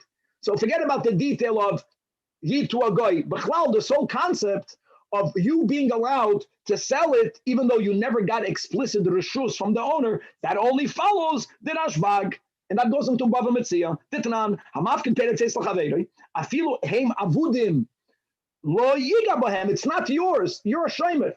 Rashbag is the one that says Meichel Mebezdin Mepnei Hashavas Aveda. So now comes Abaya. Amalei Abaya, V'lav Itmar Allah, he's telling his Rebbe, he's telling Rabbi Yosef, was it not learned regarding that machlokes and Bava Metzia, Amar Abba Bar Barchan, Amar Rabbi Yechanan, that Leishanu is really Shitas Tanakama. You can't sell it. It's getting lost. It's not so simple. Leishanu Ella, that Yud Gimel Amud Beis, B'chdei Chesronim, where the produce is not being reduced more than the normal amount of depletion. Remember that whole Mishnah over there? No, the Mishnah goes through different grains, how much percent gets ruined over how much period of time. So if it's not getting lost more than the norm of its depletion, that is where the Tanakama says, if the owner does not give you the shus to sell it, leave it the way it is. But everyone is moida avul yosim mechdei chesroinam, right? Then everyone will hold moichnam bebezdin. And if that's true, if it's yosim mechdei chesroinam, says Abaye to Rabbi Yosef, why are you linking Rebbe to Rashbag? Here, for sure, what's pside legamre? This is also about that we said that the saddlebag was perforated, so it's both things. There was a little amount of depletion because it was leaking out. But the big issue is that if it would go into the Zman Isur, when it's also about it's worth nothing. So he tells Rabbi Yosef, everyone is moided that it could be sold. We just have to know whom to sell it to. And now that we know that Rabbi Yosef said clearly, before he forgot, that Rebbe said to sell it to a goy, is a raya that Rebbe held, B'shach HaMish, is a Yid can't eat. So now we know Rav and Rebbe paskin like Rabbi Yehuda. By the way, we paskin like Rabbi Yehuda. Okay. Now let's see how much time we have. Going back to the Mishnah, V'oid Amar Rabbi Yehuda. Rabbi Yehuda says that you take the two chalois of the lachmi toida and they were placed on a bench. So Tanakame de Rabbi Yehuda, that this is a Braisa teacher who was reading our Mishnah, and the girsa was al gav ho'istaba. It was placed on top of the bench, meaning on top of the seat of the bench. That's the words that were used. But that doesn't make sense because the goal of putting these two challahs was for people to see when they are going to be removed. Instead of putting it on the bench, well, I'm sure people that were closer can see it, but you want to put it even higher up. So Amalei, so Rav Yehuda tells this Braisa, this person who had a tremendous memory, who was teaching this version, are you trying to hide it? You're trying to expose it. So today, man, the words, you're great, but you made a mistake in the words. Al-Gag, not Al-Gav, not Gimel Beis, Gimel Gimel. Al-Gag, on top of the roof which is on top of the benches. And indeed, Amar Achava, Amar Rabbi Yehuda, that Harabayis Shetov Kaful Harabayis had a double row of benches. It had a double row of benches for people who go there to be able to sit down and to rest, and also to be protected from the elements, because these benches had roofs. And Tanya Namihachi Harabayis Shetov Kaful Haya. I think that stadium maybe is all from Stav, right? Because that's the way it was. It was, and Rabbi Yehuda, whether I don't know for sure whether Rabbi Yehuda is arguing, whether he's clarifying, or he's just saying that area was istevanis hoisanekreis, in front of storefronts in the times of Chazal, in the public domain. We had so much about this in Shabbos. There used to be also certain types of benches upon which the storekeeper had the right to put his wares for the passerbys. Like today, you put it in the window. There, they went out on the street. And the type of benches that they had in front of storefronts, those were the types of benches that they had on Harabayis. So they called it Istevanis, but Rabbi Yehuda also holds it was stuff lefim stuff. There were different rows, like by a stadium, a higher and a lower. And the point is that it wasn't placed on the chair, on the bench part, it was placed on the roof on top of it. Chavre, here we start. So the Mishnah said, the words were that the two shtei chalish shel toida psulos. Psulos means they were already invalidated. Amai psulos. Why should it be invalidated the chalish? Three approaches. Approach number one, Amar Rebbe Chanina. It was just a fact that on the 14th there was chalish toida that were invalidated. Shahayu merubais. Since many people offered a carbon toida on the 13th. And like we mentioned when we learned two daf ago, that it came, the toida comes with 40 loaves of breads. 10 of them are chametz, 30 of them are matzah, 4 of them, one of each type is given to the kohen. The owner has to finish the 36 loaves of breads, yoim v'layla. So normally you would invite many people, because how much bread can you eat? Nothing wrong. You eat it in Yerushalayim, but that's if you have one carbon relative to the people that live in Yerushalayim, so everyone can come and help you eat it up. But if there's too many people, if that many people are all bringing the carbon toida on the same 13th, and everyone has the 36 loaves of bread, it's inevitable that some of them won't be consumed. Once it's overnighted, it becomes possible because of lina, because it needed to be eaten Yom V'Layla, and it's already the morning. And what happens? It has to be burnt. So they would use 2 of them to use it as a sieve. The soul is belina detanya. You can't bring a carbon toida on Chag HaMatzos on Pesach because 10 of the loaves are made out of chametz. Says the Gemara Pshita, we need a brayser for that. No. What the brayser means to say is they did not even bring it on the 14th. Not everyone subscribes to this, but that's the shita here in the brayser. Why is that? Because of the rule that we have in kachim called ein medium kachim lebeis absol. Don't expose kachim to an area of invalidation. If God says that this kachim could be eaten day and night, then you have to bring the carbon at a time that indeed you have the day and night to consume it.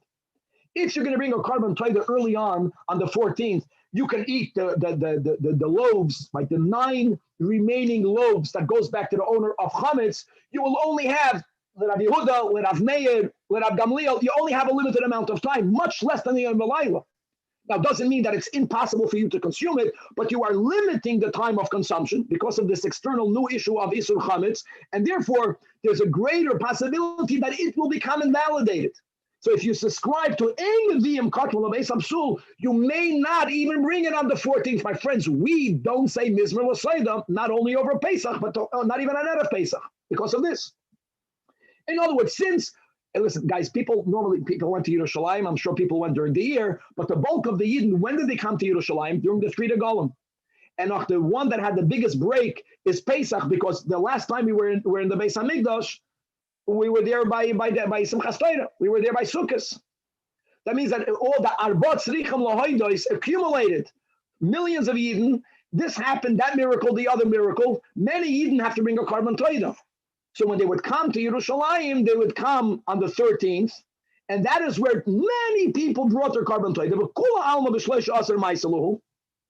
And Vifel bread kamenessen. So everyone invited everyone, but there was so much bread that there was inevitable a certain amount of psulais belina.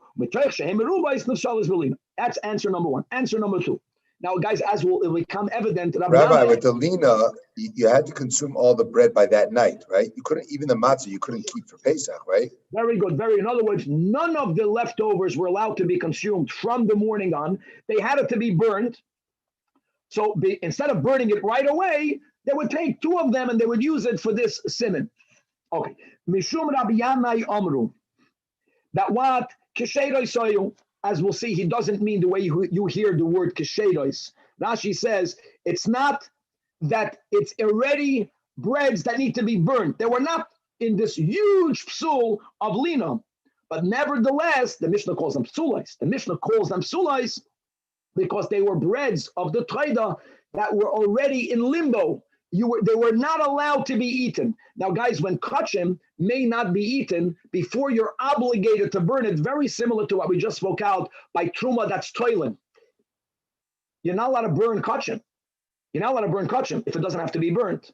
But whenever there is a reason for which you can't eat it, then you have to wait for it to become invalidated through lina, and then you burn it.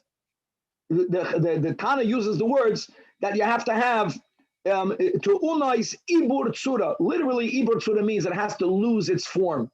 But we are following Rashi and many other Rishonim that understand ibur tsura doesn't mean you have to wait until it becomes rotten, until you can't recognize it. It means wait until it becomes pasul belina. That's called halachic ibur tsura, and you burn it. So kshedos is not kshedos because the Mishnah says psulos, but don't tell me it has to be psulina. Now, another detail, it becomes evident. According to Rabbi Yanai, a carbon toida was brought on the 14th. However, so let's begin. It's called psulois because when you designated breads and you didn't yet shecht the carbon toida, then they may not be eaten. Can't eat it. So that's why it's called psulois. You can't eat it. Says the Gemara, I don't understand. Again, according to Rabbi Yanai, you can shecht the carbon toida on the 14th. So why the nishchayt? The case was you lost the carbon. So what? So the nice is if you designated the 40 loaves of bread and you lost the animal, bring another animal. No, the case in the Mishnah was the Amarzu Toidavazul is that when you designated the 40 loaves, you already designated the animal and you linked one with the other. When you link one with the other, we were taught the din of Rabba, the Amar Rabba, that Ovan Halechem, if you lost the bread, you didn't lose the animal. The animal is the ikid. The bread is part of, it's subsidiary to the animal. So if you lost only the bread, you can bring new accessories. Maybe lachamachet, even though you said zu toide v'zu lachma. Just because you link them, if you lost the lesser important, the more important still stands. But of the toida, if the animal was lost and you made the declaration, zu toide v'zu lachma, ein maybe toida acheres. And as Rabbi explains, my tam lechem is called galal toida. Lechem is offered because of the toida. It's subservient to the toida.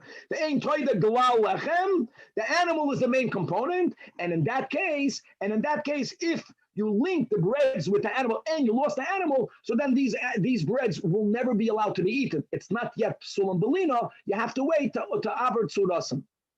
Now, a few words of introduction, and this is very important. When we made those breads for the toida, and we said zu lachma, we took these breads, or whether it happened already when it was in the oven, but there's a certain point in the bread's preparation when it goes away from it being cholin and it becomes kachim. But kachim itself has 2 levels. There's kedushas damim, and then there's something that its value is kodesh, and then there's something that has kedushas aguf, and it's very different. Something that is only imbued with kedushas damim could become redeemed. Something that only has kedushas damim, if it's removed from the temple area, it doesn't become psul biyoitse by taking it out of its right place. Once it goes up to the next notch and it has kedushas haguf, now you can't redeem it. Now it's going to become pasul if it biyoitse. Now it can become pasul belina v'chulei v'chulei. Now, designating these breads or baking these breads, it became kadosh b'kedushas damim. If you lose the animal, I know that these breads may no longer be brought, but how can you say that they are psulos? Redeem them. It only has kedushas damim. Now, when does it receive kedushas haguf? So there's 2 next steps. The next step is when you shech the animal, The following step is when you throw the dam, zrikas hadam on the mizbeach. The shchita and the zrika, each one is called a matir, because these are steps that are needed to be done to permit the person to eat the breads. Lachmei toida has two matirin. There are two steps, shchita and zrika. So exactly what happened over here. When is these breads imbued with kedushas haguf, for you to find a scenario where these breads will become puzzle, they no longer can be redeemed. So first question is, just because you said zu toida zu lachma, if you lost the animal before you shechted it, you can still redeem the breads. They only have kedushas danim, and the kasha is again, why is the Mishnah calling it psulois? It's not pasolina. Why is it psul? Because you lost the animal, you can never, okay, fine, but you can still redeem it. Ella, it must be shenishchat aliyah mazevach. Again, Rabbi Yanai holds that you can shecht a carbon toida on Erev Pesach. You shechted it. Elama, hold on, if you shechted it, then you can eat it. No, what happened was before you sprinkled the blood, the nishpach hadam. And this same ma'aseh happened each year. Huh? And this same ma'aseh happened each year. That's a big kasha. In other words, there's such a possibility. For the Mishnah to say psula is like, according to the first answer, it was every year. There was. So you were saying that there is a window. It could. No, Rabbi Yana is saying, don't tell me psulis means it was already psulis. It can also refer to this case. It can also refer to such a case. Now, this only works if you hold that the breads are imbued with kedusha saguf after the shechita. Because one can argue that anything that has two matirin, when does it go up? When does that item have its aliyah going from only kedushas danim into the higher level of kedushas haguf? Maybe it's only after zrika. If that would be the case, if it only is imbued with kedushas haguf after zrika, you can still redeem it. Therefore, b'chlal, it's not called psulas. So ukeman, this answer is telling me that Rabbi Yanai subscribes only like Rabbi. The Amar Rabbi is the one that holds that when you have an item that has shnei devarim hamatirim, if there are two matirs, if there are two permitters, then malim zebuloi zed, then even when you only did one matir, it already affects a elevation from damim to guf. Is that the case? And that will only be like Rabbi. The Tanya, as we learned, where else do we find such a concept where one thing only has kedushas damim, and an action needs to happen, or two actions need to happen for it to become kaddish b'kedushas haguf? So the Bryce is about kivisei atzeres, which what we call shalmi tzibur.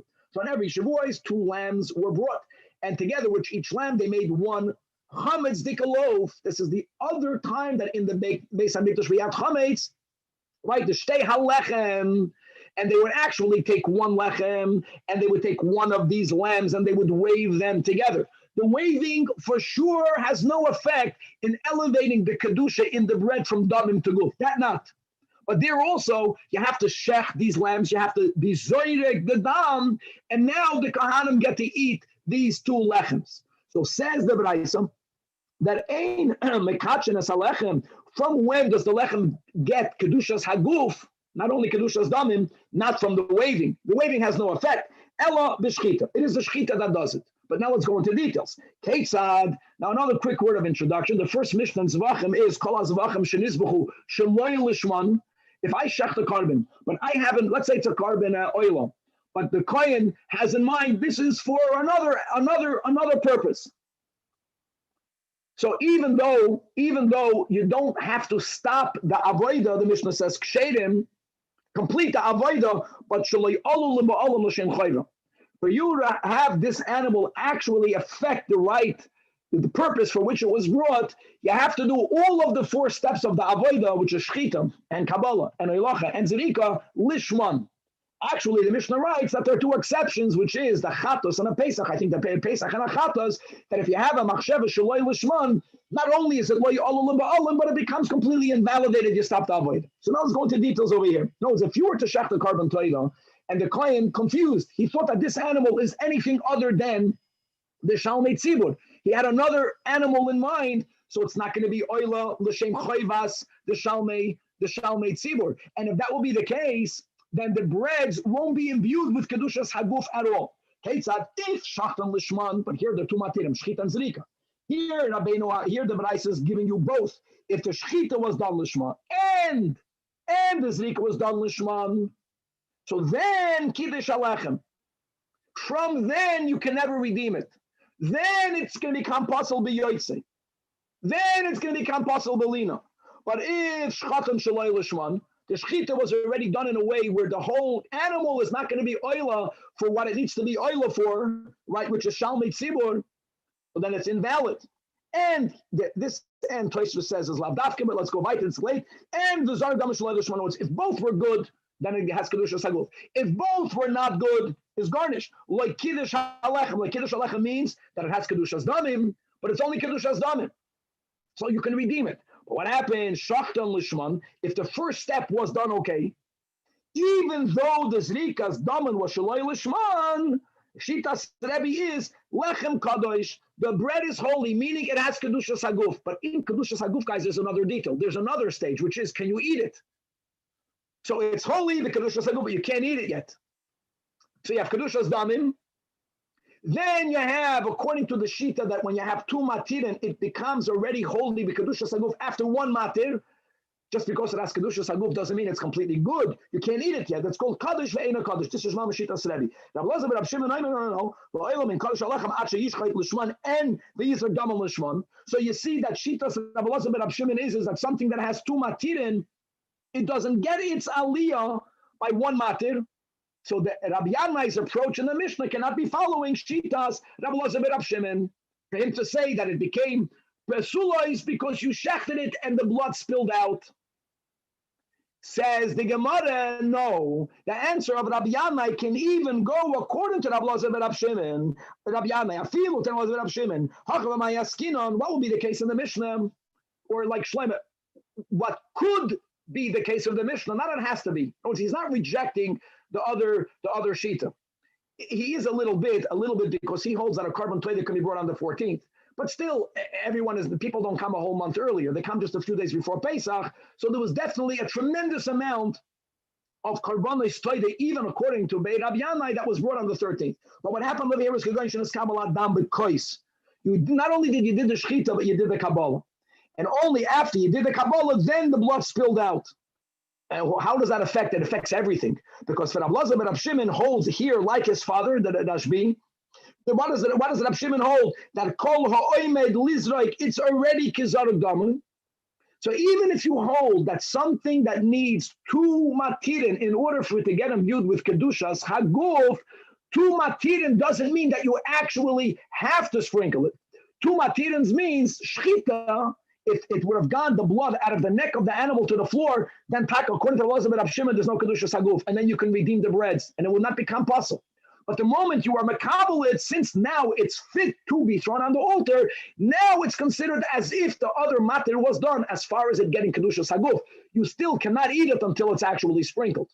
Hold on. So then the kasha is, so how can Elazar ben Rabbi Shimon argue with Rebbe in the case of the shalmei tzibur?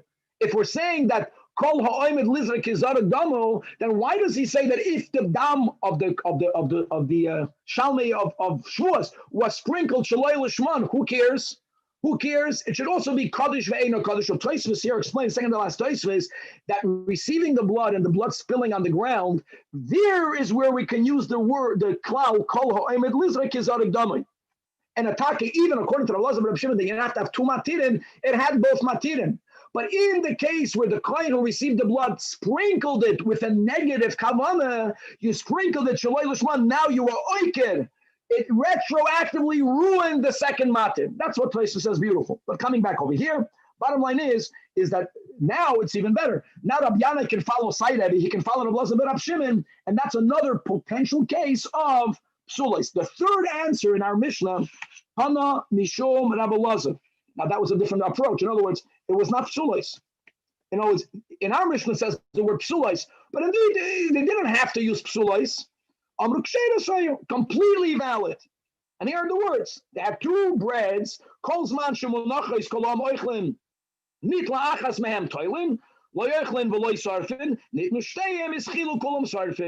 And a very important nuance, because my friends, right, I get it, that we are saying, like Rabban Gamliel,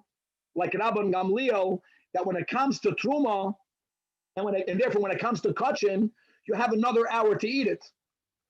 But if these breads are taka completely valid, we're not allowed to make them invalid, So even though they were allowed to be consumed on the 5th hour, but they're not allowed to be consumed on the 6th hour. So when it says that they removed the second one, when did they remove it? Look inside the last Tosfos. How can you leave them until Shas Isur? I'm just going back to what we began the sugya with, that maybe Rav is following this. Now, this is not a Mishnah, this is a Tanach.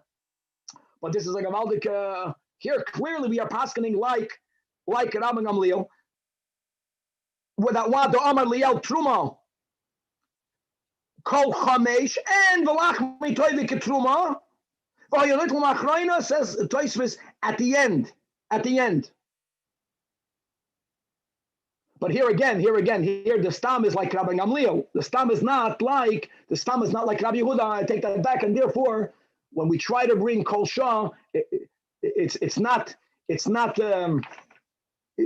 whether it's Rabbi Gamliel or Rabbi Meir, it's Zichar not Rabbi Yehuda. It's Zichar not Rabbi Yehuda, and that's why you cannot. That's why there's a Rav's Shita's Zichar did not come. No, I take it back. Listen to this, Cheder. According to this version, who was the one that said that they put the 2 breads? Who was the one that said that? Rabbi Yehuda said it in our Mishnah. Amar Rabbi Yehuda shtei chalish shel toy de psulas munachis. And according to Tosfos, it comes out that Rabbi Yehuda is also agreeing. He's also agreeing that when it comes to Truma and to Kachim, you can eat it another hour. So now let's go back to Halacha K'divrei HaMachriya. According to this version, so Rabbi Yehuda agrees with Rabbi Gamliel. According to this Tosfos, because listen, you have to see that whole brayse. In our Mishnah, the one that spoke about the 2 chalos was Rabbi Yehuda, and Tosfos is asking a big question here. He's asking that how did they leave it until in the Zman Isur? He's saying Enochanami. He's saying that you can eat it on the 5th hour, but you can't eat it on the 6th hour. And he says Enochanami. They would remove it a moment before the Zman Isur, and they would eat it up. But here clearly you see, like Rabban Gamliel, that you can eat Truma and Kachim another hour. I think this is great. If this is Shitas Rebbe Yehuda, then it's Gamaldik. Then Halacha, then Rabban Gamliel is the Machriya. Wait, but according to the first answer, didn't we say that it was puzzle anyhow? So but this version doesn't have the word puzzle. This version doesn't have the word puzzle. Halacha K'divrei HaMachriya also means pashut when it's 2 against 1. If this in this brayso, if this was said in the name of Rabbi Yehuda, and there we're not speaking about, and we're clearly Rabbi Yehuda is allowing us to eat Truma and Kachim for an additional hour, so then Rabbi Yehuda and Rabbi Gamliel are saying the same thing. So now it fits that he paskins like Rabbi Yehuda, because Allah K'divrei HaMachriya. Let's have the last thing. Tanya Abu Shalom B'chlal. There was a simon that had another entire type of simon. Not Yudalid. Not breads, not toidas, not kachim. There were 2 cows that they had plow on top of harazesim. And kol's manchashteim chorshois kolomoichem. That's everyone looked up there and they saw the cows there. It didn't even begin this manisud. This is again. Let's going back to Rabbi Yehuda. Nitelas achas mehen, which is in the beginning of the 5th hour. Then toilan v'loyochlin v'loysarfen. Mitlushteyem ischilo koloam sarfen. That was another simon that they made, in which it made it easier for the Anshe in Yerushalayim to know when this man Isur is beginning, Sai Isur Achila, and Isur Hana, God willing, to be continued. Rabbi, what time tomorrow? Why not the normal time? What's tomorrow, Yichis? Cyber Monday. When is the normal time? 6 or 6:05? That's the question. 6 o'clock. Good.